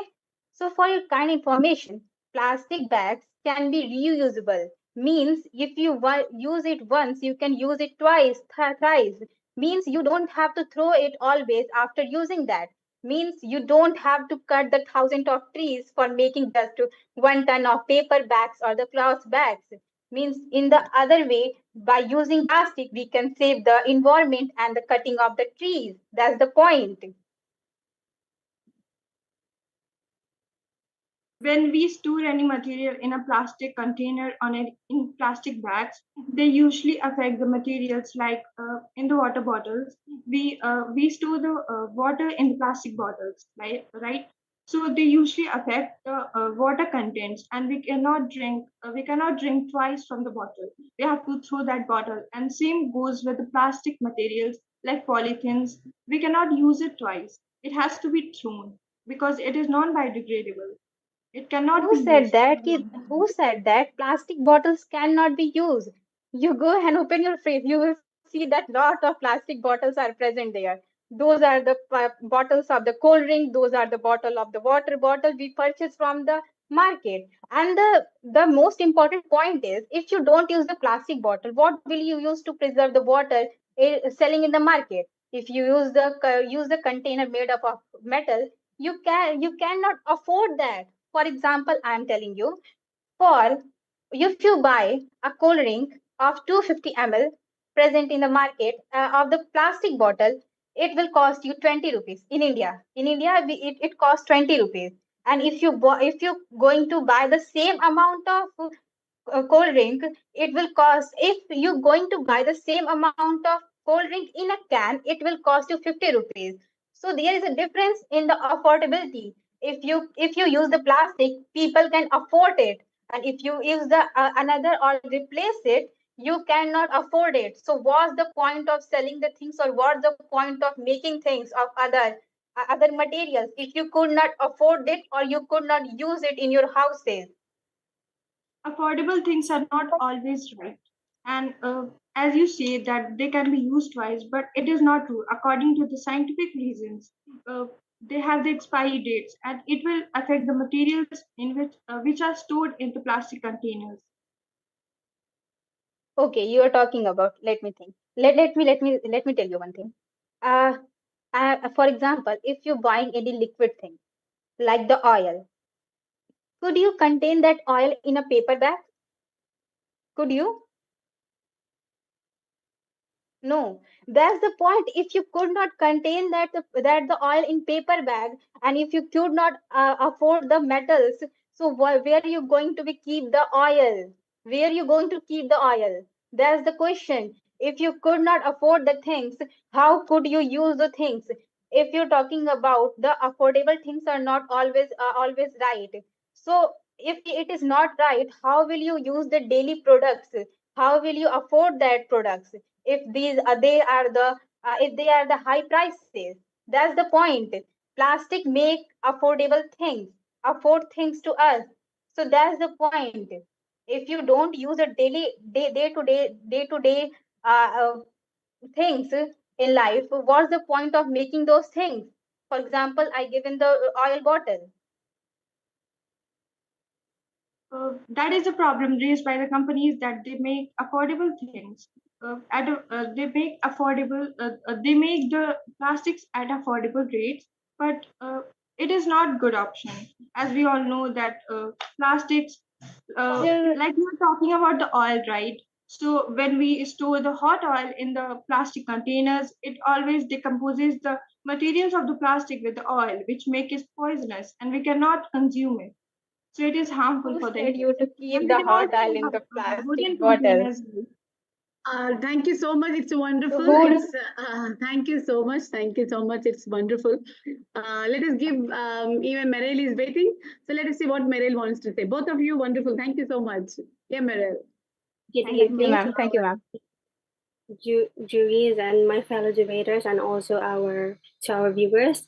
I do stand an emotion of like banning the plastic, because in a world increasingly burned by the harmful effect of plastic pollution, it is imperative that we take action to protect our environment and secure the health of our future generation. Plastics, well, one revolutionary material and has become a common pollutant, um, threatening our oceans, our environment, our ecosystem, and even our well-being. By by embracing sustainable alternatives like paper bags, eco bags, we can embark towards a more sustainable and resilient future. Imagine where customers routinely bring their own paper bags or eco bags to carry their groceries. This shift towards the use of paper bag would not only lessen the use of lessen the pollution, but also foster a sense of responsibility. to customers that would reflect their personal styles. They can bring their own paper bags, reflecting their personal styles, and also support local businesses. And in our place here in the Philippines, based on research, the Philippines would gather like 2.3 million tons of plastics, which highlighting the urgent need to reduce plastic, the usage of plastic and banning plastic, and shift to reusable, shift to alternatives like paper bags and eco bags can significantly reduce and promote more healthy environment, and also for our future generations. That's all. I would let you know that plastic bags, you are saying that. Plastic bags are not only one type. There are many type of plastic bags, and the most harmful type of plastic bag is single use of plastic bag. So we can replace that plastic bags by the reusable plastic bag. And you are talking about the carrying the things in the market. The paper bag are not that much strong to carry the heavy materials like the vegetables. It could be tears from the bottom. The lightweight and the strongness, the texture provided by the plastic could not provide by the paper bag. The heavy materials would, like, we can use eco bag instead of paper bag. Also, eco bags are also good for our environment. It is not harmful like plastic. That's the point I'm saying. The single-use plastic bag are harmful, but the other type of plastic bag, that you're talking about, the eco bag, those are also made of the other materials of the plastics, which can be reused or or recycled. So I'm talking about that. The single-use plastic bags can be banned, but the other materials of plastic cannot be banned because they are become an addictive part of our life. So that is impossible to removing the all over the plastic in the world. To just to do this is impossible to remove the all over the plastic in the world. Like the phone, we use phone, we are already addicted to it. It is impossible to remove just in one vanish that phone in from our life. That is impossible. Like that, the plastic bags are coming used by us from the thousands of years. So that is impossible to just vanish the plastic bag in once from our life. Okay, I think done. Let's move on now. Let me request our jury, her feedback, and then let's move on to the next group. I want you all to maintain your time as well so that we can main point and we can discuss as fast as we can. Yeah, let me ask our dear Tiba, we'd like to know your feedback. Thank you. So all of you right, yeah, but we need to remember we have one is our Mother Earth. We filled our Mother Earth with plastic and with other material. Our Mother Earth giving us so many things we can reuse. Plastic, we're going to use it, as you said, in hospital we need it for injection. We might need it for container for food or for container for medicine. Preservation.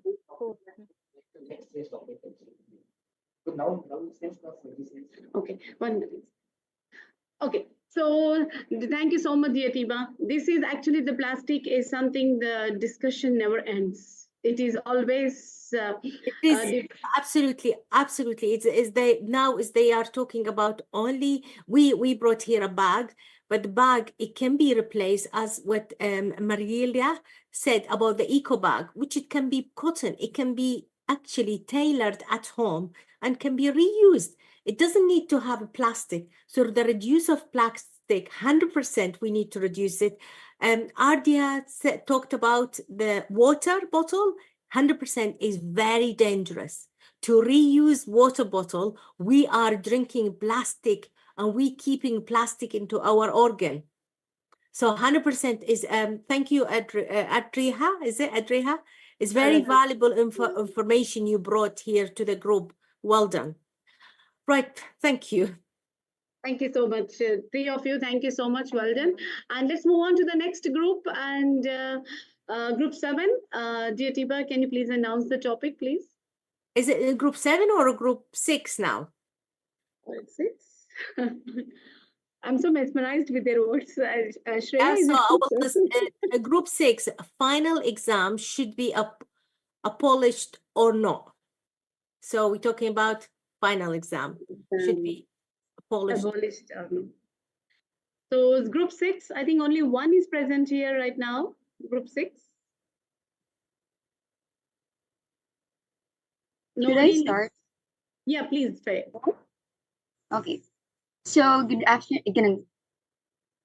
morning, good afternoon, and good evening, everyone. I am Faye Kamal P. Kilantang of University of Cebu, Lapu-Lapu, and Mandaue, and I am here to stand my ground in which I believe that final exams should not be abolished. When we talk about the word abolished, it means to completely end it. So I firmly believe that final exams are a valuable component of the educational process. They serve as a comprehensive measure or instrument of students' understanding and help to prepare them for future academic and professional challenges. Hence, exams are a crucial part of education. Some may argue that eliminating them would reduce our stress as students. However, I think that this logic is very flawed. Tests assess not only our knowledge, but also our practical skills, like organization, critical thinking, and perseverance. Well, I suppose that exams can be a little bit stressful, but they help us to prepare for our future challenges. They are like our training grounds or practice runs for our life's bigger goals. If we want to achieve great things, we need to be honest about our knowledge and our skills. So we need to be transparent about it. Are we really good at it or not? So we need to test and assess ourselves for it. So hence, exams provide a way to do that. So we should study hard, do our best, and remember that even if we do not ace the test, we will still learn from the experience itself. So in summary, there are 3 things that I believe that are the advantages of exams. First is exams help us to prepare for our future. Next is exams help us to get ready for anything. And lastly, exams are a fair way to assess how much we've learned. They're like our test run, and they help us to get better and develop for our future. So that's all. Thank you. Thank you so much, my dear. Dear Tiba, what do you say about it? Exams. Thank you, Faye. I think I agree with Faye. Is we do need exam, but it's not in the way of that stressful because we need to care about mental health, student mental health. So I think is they need to have a way of some student they like exams, some student they like to do coursework. So it can be is actually and they put it in a way of easy for student, and each student can have the capacity of choosing exam or some of them coursework. They need to go through both of them. But at work, we don't have exam. At work, we need to do the work. So coursework is very important and teamwork is, so I would say we need to put exam and coursework, not just exam, because they need to learn how to produce and complete work and when they work as well as individual and with a team. So 100% we will have exam, we continue, but we will have as well coursework and teamwork as well. So that's what I think. Very true, Tiba. That's what even I agree. Exams are those that assess us, that makes us to feel more confident and give us opportunity to come out of our comfort zone. Yeah, absolutely. We come out of that. So thank you so much, dear Tiba. So let's move on to the next group, and it is group 7. Yeah, so group 7 is a student are building gadget than values of life. Students are building gadgets than values of life. So we have 7th group also only Oh, one. hello, everyone. Yeah, Yes, please that would be continue. me. So before I start, am I audible? Yeah, you are. Also, Good evening, everyone. My name is Blair Clem Rizon. I am from the University of Cebu in the Philippines. So, in this matter at hand, is I want to stand my ground in that students should focus on building gadgets because at first, when I got the topic, I got a bit confused because of the terms used in the sentence. So I would like to view it as um, students focusing more on building technical skills and innovation. So in today's world, technological advancements are critical for economic growth, innovation, and global competitiveness, which I believe that students would need to focus on acquiring technical skills in order to secure high paying jobs in the future because um, I believe that we don't really need to separate the need to focus on values of life and building technical skills because human as we are moral in character. So the values in life will eventually come through us without us having to work on it. So and when we are employed in several workplace and um, we integrate ethical considerations into our work, which in turn we practice our values in life. So we won't really need to learn learn it, focus on it rather than so at school also we are taught technical skills for our futures so that we can practice them, we can apply them in the future as professionals that we aim to be and we aspire to be. And with that matter, we can still integrate values of life after that. So that's all.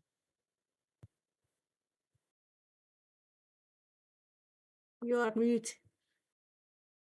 Thank you, Tiba. Anybody else here? Nobody, right? Okay, so we have only group 7 also one, Tiba. So what do you suggest? What do you say? The gadgets are values. What do you think this generation is building? Well, not this generation only, even our generation as well. Too many gadgets, and we forgot is actually the values. And definitely our grandparents, they were living in an easier life, less gadget, and they were more mindful. The more having so many gadgets around us, the less we are mindful. And even the habit of spending, it's getting worse and worse. Continuing buying gadget, we call it. What's for? Do we need them? Do we need to change our mobiles every 2 years because the contracts finish? Why we don't keep the mobile 10 years? Always there is upgrade, but why we need that upgrade? That stress is putting on everyone, and the young generation is more than us because they living in a societies, not just societies all around the world, in a very consuming. And just why? Because they want us to spend more and more, but we're not spending enough time with our families, with our friends, and building that values to generation to come. 100% gadget, we don't need it, but we need human connection. That's what that is. I think. Very true, Tiba. And because of that, we are forgetting that what we are missing, the span of time that we have to spend with our parents, we are missing that. And after that, if we want, also we don't get it. So we are giving we will regret it. So we are designing living, we are not designing life.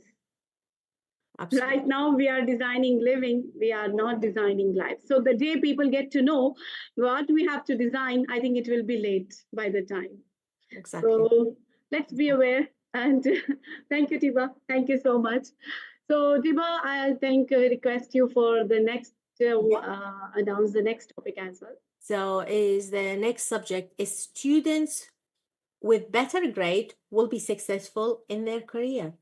Student with better grades will be successful in their career. I would love to start. Am I audible? Yes, you are. Okay. Namaste everyone. My name is Aditi Singh, a representative of Sanskriti Public School from Uttar Pradesh, Gorakhpur, India. And I'm here to argue against the topic that students with better career will be students with better grades will be successful at their career. I would like to start with a very good point, that is, scoring good grades require high maintenance. When you are scoring good grades throughout your life, you have this constant pressure of scoring the same grade throughout, and it generally turns a school topper into a depressed youth. The second point could be skill over score. Now we need to know that we should prefer skill over score, because score is not everything we get. Skills are something that life lessons are something we are getting to do in life. You can get straight A's and still struggle in your career life. My next point could be the time management thing and the team learning and the skill thing. Now, when you are doing a lot of activities together, you know how to manage your time. You know where to give your time. You know when to do things to succeed in all fields.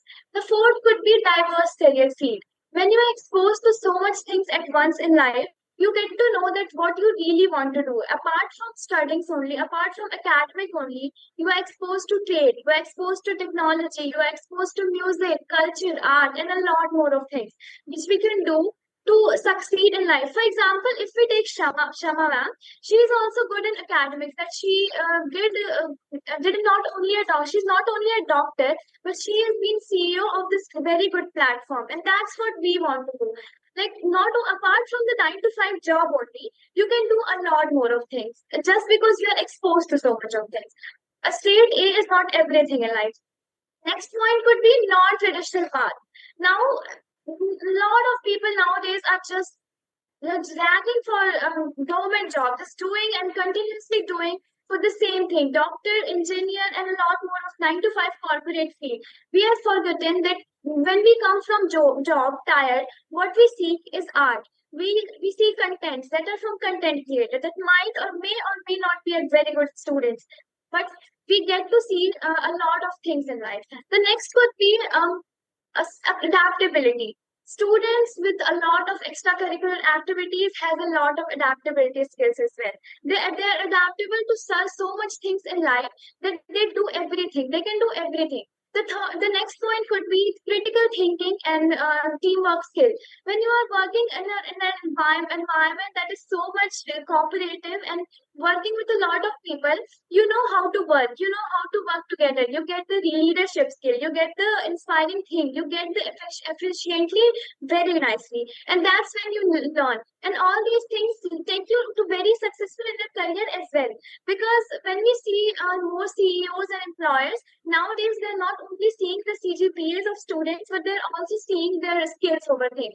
We know how much the Olympiad certificate and all of the certificates matter. Even what we still are doing is an extracurricular activity over academics, and we know this will help us in career. Who knows that one of us might turn up a very good motivational speaker and might not be a very good student. Now, this is all a very good possibility.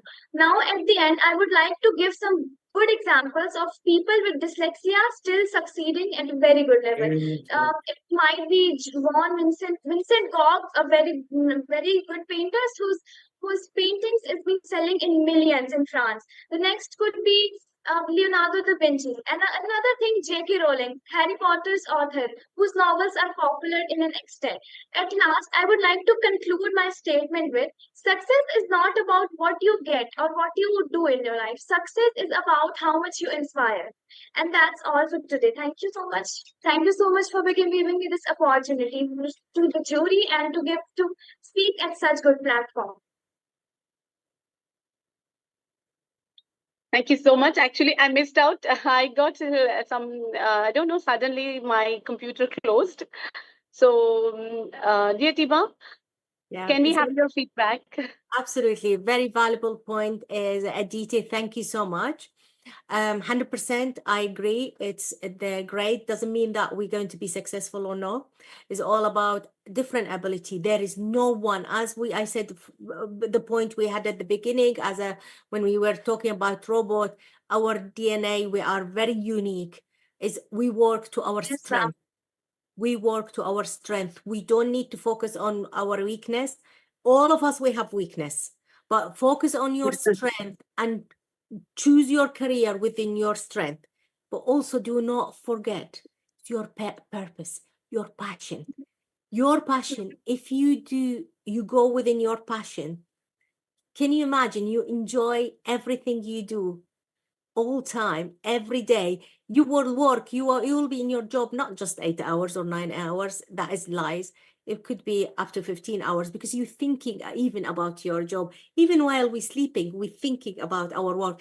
If we are really passionate about our work, we are all born to this earth to have passion, and we deliver a message in this life.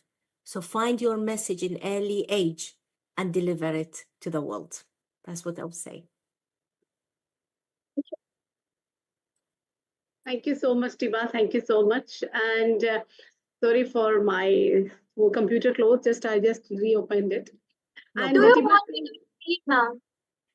I can repeat the whole thing if you didn't listen. And it's okay. Don't worry, it's recorded. That's fine. Shall we So go to the next topic? Yeah, exactly. So sweet of you, my dear. Thank you so much. So sweet of you. I will definitely watch in live again. Thank you. Yeah, thank you. So cameras, the next topic, cameras should be banned in classrooms and hallways or not. Cameras should be banned in classrooms or hallways or not. May I start, ma'am? Yeah, please. Okay. Good evening, respected judges, opponents, and audience. My name is Jensen Vincino from University of Cebu Lapu-Lapu and Mandawi campus. And today I stand against banning cameras in classroom and hallways. Um, um, I believe that we should not ban the cameras in classroom and hallways, because first and foremost, cameras both safety and security. By the availability of camera, it can assist to ensure the safety of students, but not only the students but also the staffs. Second of all, the accountability that been brought by cameras. Cameras promote accountability among both students and teachers. Potentially, it might be one of key to reduce instances of bullying or misconduct behavior. Also, in cases of disputes or incidents, um, cameras may be the best way to find and to collect evidence from the recorded footage from the camera. Camera can provide clear evidence, aiding for investigations and protecting the rights of all involved. Um, and lastly, during emergency responses, like emergency situations, camera footage can help first responders understand the situation better, leading to quicker and more effective responses. Thank you. Thank you so much. So only you are the one, or anybody else for cameras? I am here. Yeah, Yes. please, John Ray, please go ahead. Am I audible? You are. Okay, Miss. Before we get started, good evening, everyone. And before I what you call it? Before I enter this topic, am I audible? You are. Yes, And you can see. and and my apologies if our poor connections, and which, but I do my best to stand out my point. And against to you, I agree that cameras should be banned in classroom and always. Before I take deep deeper in this topic, I propose some three major topics, and it's the necessity and the beneficiality and even the practicability of banning of using camera. Uh, Upon observation, um, you said that about the misconduct behavior, um, what you call it, parang caught by CCTV. Am I right, Mr. Jensen? Yes, yes, yes. In which in terms of beneficiality, in which what you call some evident what you call it footage misuse, somehow an advancement of what you call it technology, hackers as of now can what you call it can really deprive the advancements, in which the cause of misconduct behavior can be exposed to the public or even the social media, in which it gonna what you call it manipulate or even disrupt the reputation of the teacher and even the student itself. So I agree that cameras should be banned within the school. And before I uh, cross-examine your what you call it your topic, let me introduce my necessities. Then the first necessities is privacy concern. The privacy concern, the privacy concern between the teacher and the students is very important in learning engagement itself. Eh, Um, teacher itself somehow, if he or she see some what you call it CCTV cameras, he or she didn't act like a normal. Am I right, Mr. Johnson? Can you pardon the question again? The when the teacher itself see that there's a CCTV camera in on his or her classroom, what you call it, the teacher cannot act normally because of careful action. Am I right? I did not say that.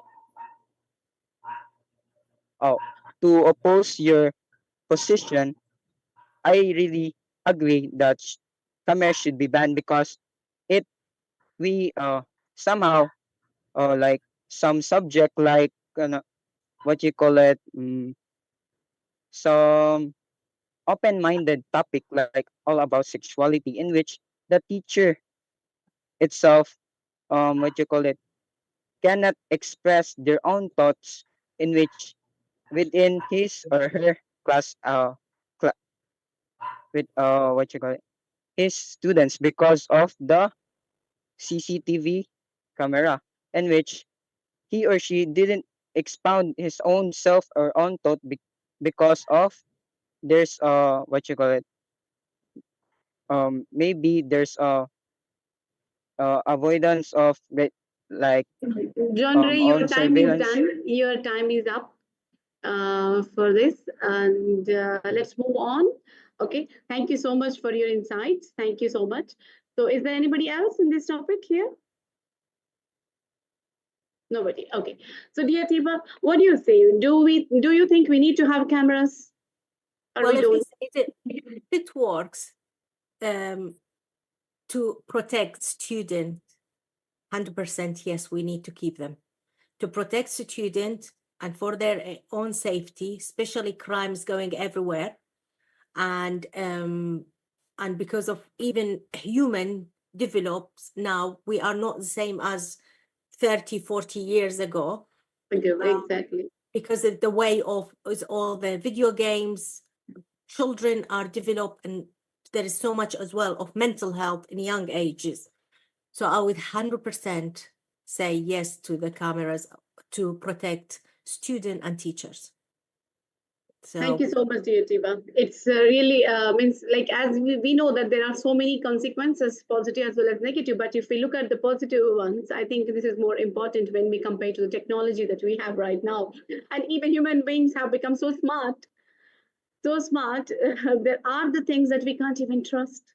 absolutely, absolutely, safety first. And if that help us to protect student and protect teacher, then we continue with it. Yes, we're losing our privacy, but guess what? When we're driving in the street, how many times is actually picture taken for us? Because now cameras everywhere. Every traffic light, there is a camera. So if we have a camera in school or in the classroom or in the hallway for children and for student protection, 100%, yeah, we need to keep it. We need it. Thank you so much, Yatiba. And exactly, you have given the comparison as well. Very true. So let's move on to, I think it's 9. Yes, so we have the number 10. So the last one, money brings happiness or not. That is a very sweet subject. Money brings happiness or not. It's actually a very interesting subject. So let's see how much sweetness you are going to add to that now.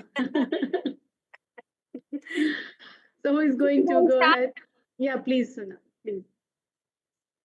Namaste everyone and greetings to everyone. I am Sunali from Sanskriti Public School, Gorakhpur, India. Today's my topic is that money brings happiness or not. And I am for the motion, yes, that money brings happiness.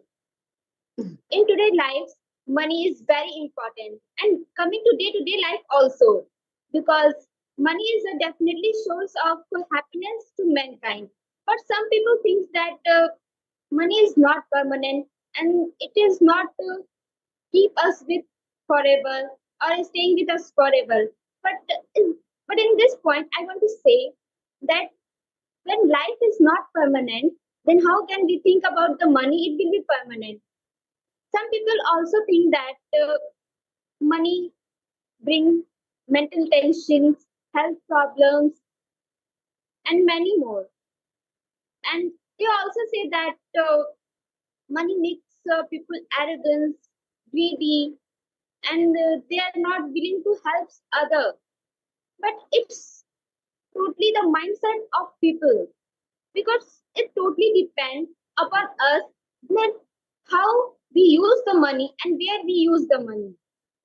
Suppose if a person need your help and you help them, then they will feel really happy and thankful to you. For example, if a student needs help and you help them financially to bright their future.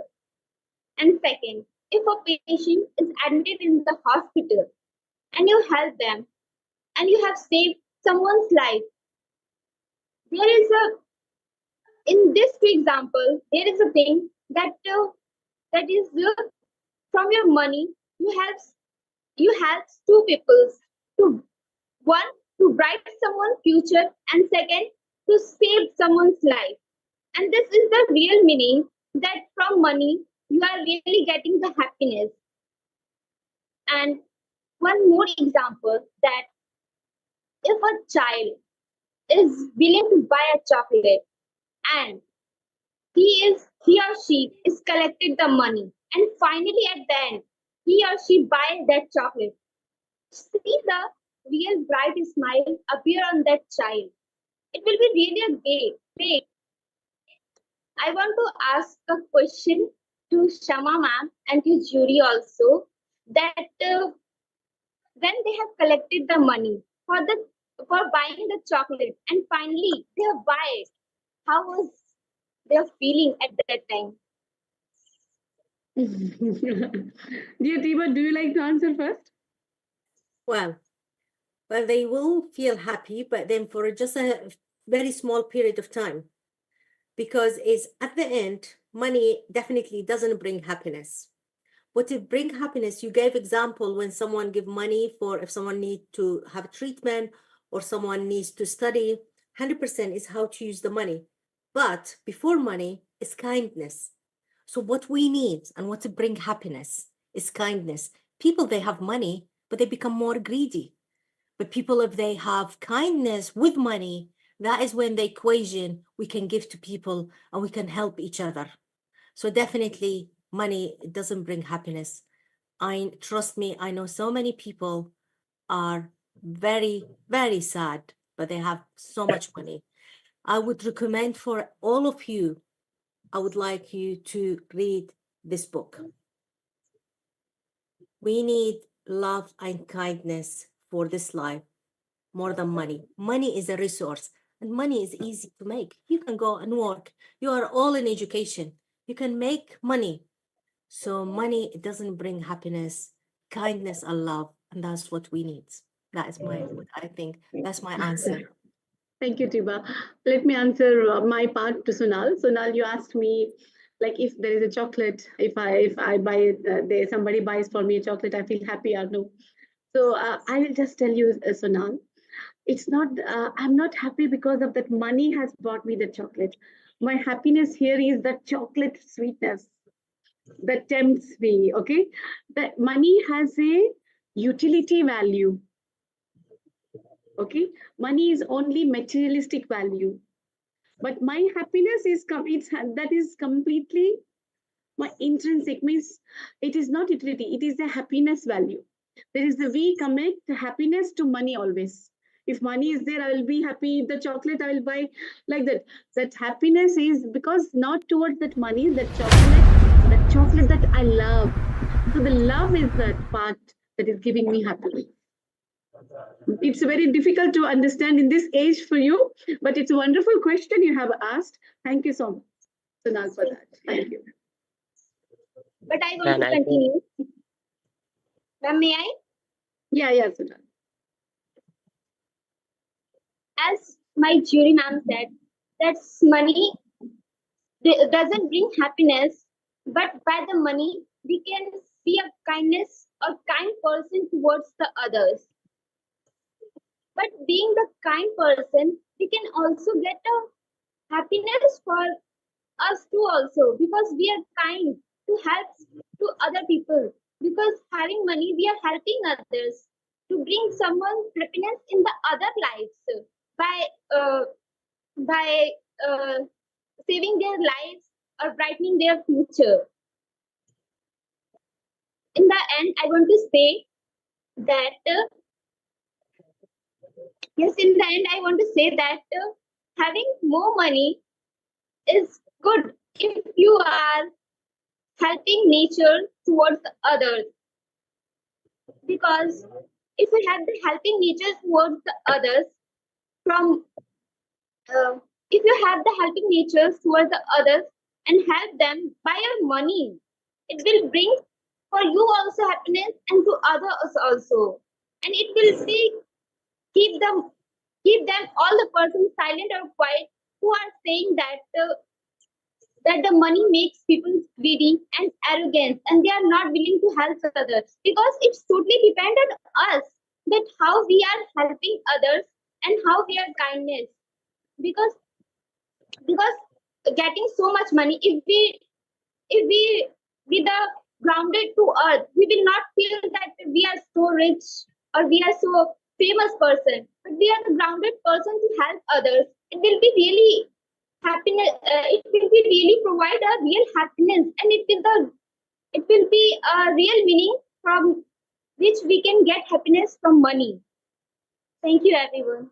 Thank you, Sunal. Thank you so much. You have given a tough again question to Ms. Tiba. She will clarify you in the last again.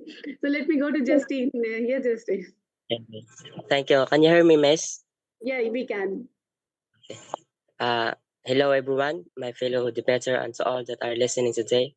Pleasant evening and morning to you all. I am Justin. I agree.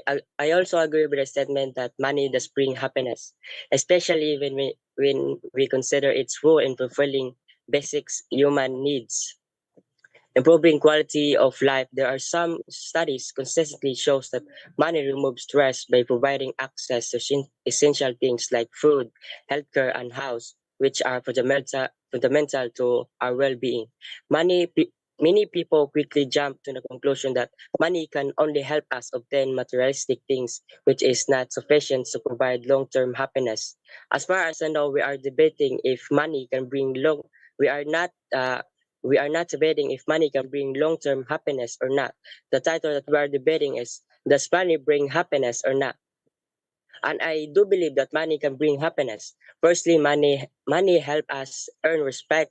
The reason for this is that being wealthy indicates success and brilliance. People often see money as a sign of strength. Hence, the healthy people is the in the society are often given respect and create a good status according to Richard 2019, a good status help us achieve happiness through enhancement or self-worth, self-esteem, or control. Uh, just think this. Just think about this. If someone respect you, would you be happy? Of course, yes. Respect can contribute to happiness. When someone respects you, it can make you feel valued, appreciated, or understood, which can boost our confidence and emotion well-being. Furthermore, apart from helping us achieve happiness through respect and social status, money can also help us achieve happiness when we spend it on others and when we spend it on developing social ties. In order to make sure money bring happiness, money must be spent on things that are positively affect our relationship with others. The article from Peter Peterson conveyed that our relationship with the people around us is an essential aspect of our happiness and well-being, which means if money is spent wisely on the people around us, the outcome will be an increase in our level of happiness. So spending money to help the people we care about may also make us happy. The satisfaction of knowing that we can help our close one and contribute to their happiness can make us feel good about ourselves. In conclusion, although having money has social benefits, the most direct way that money can bring happiness to us in a short time is by enabling us to live luxurious and comfortable lifestyle. With the money, we can buy the car we always wanted, or live in the house we always dream of, or eat at uh, our favorite restaurant anytime we want, or any one of the several other things which bring us happiness. That's why I concluded that I believe that money can bring happiness to us. Thank you.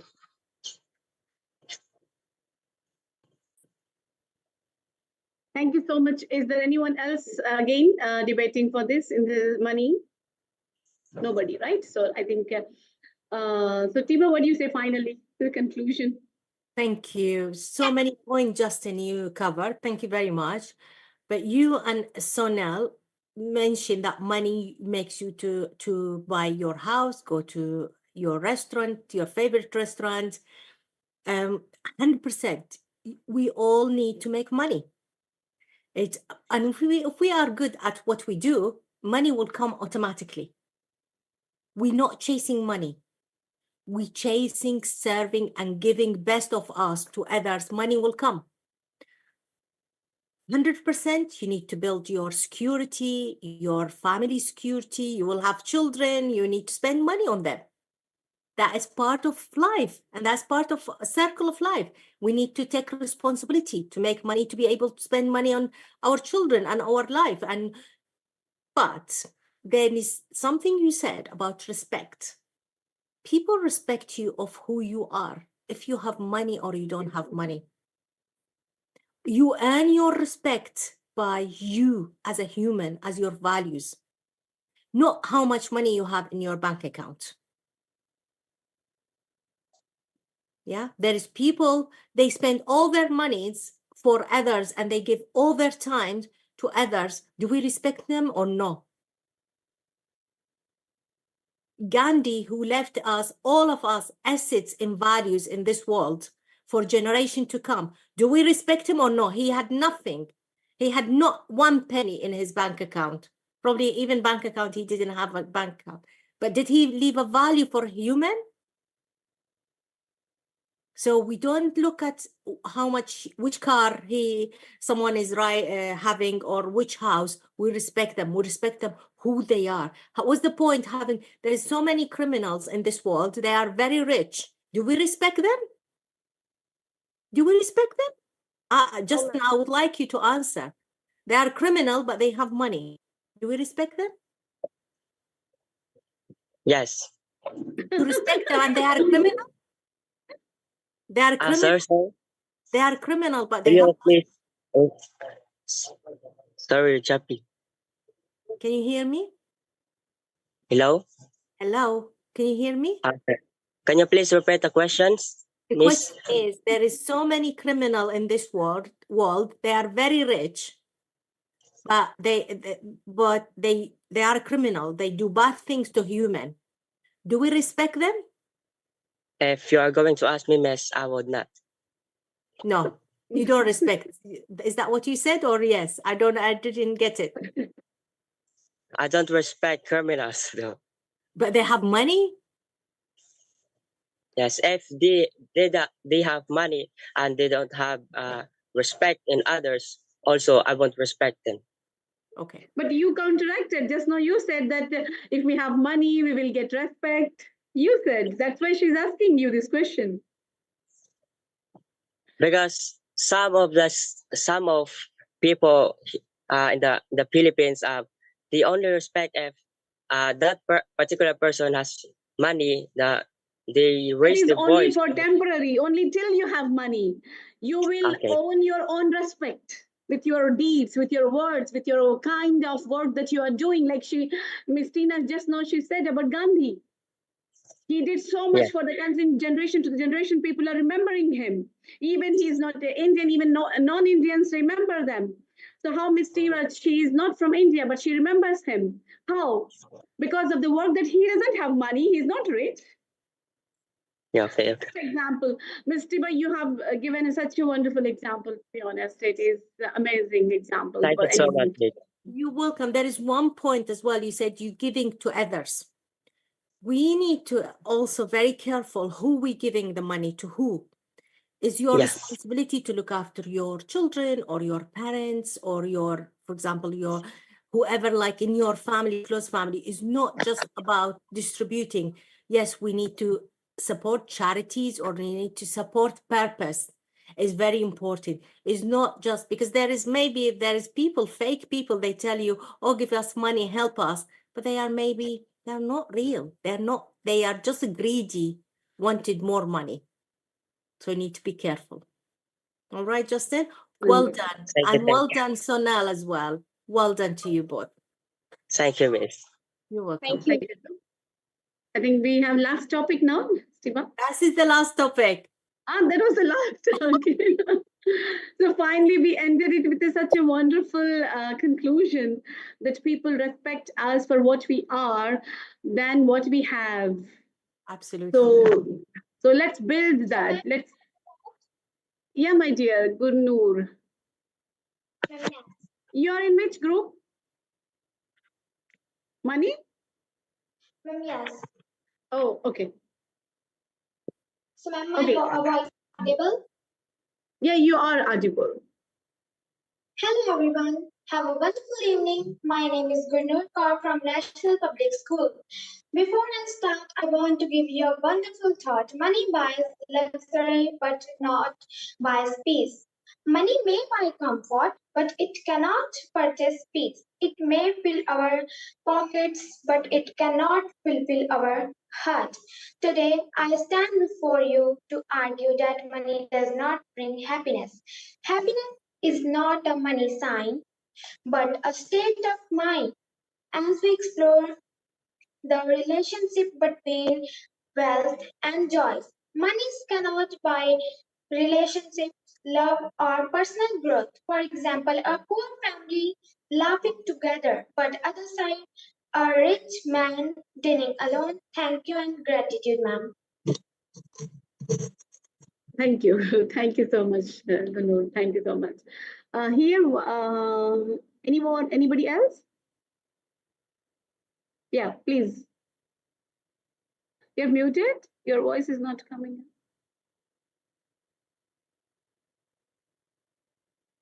Audible now, ma'am.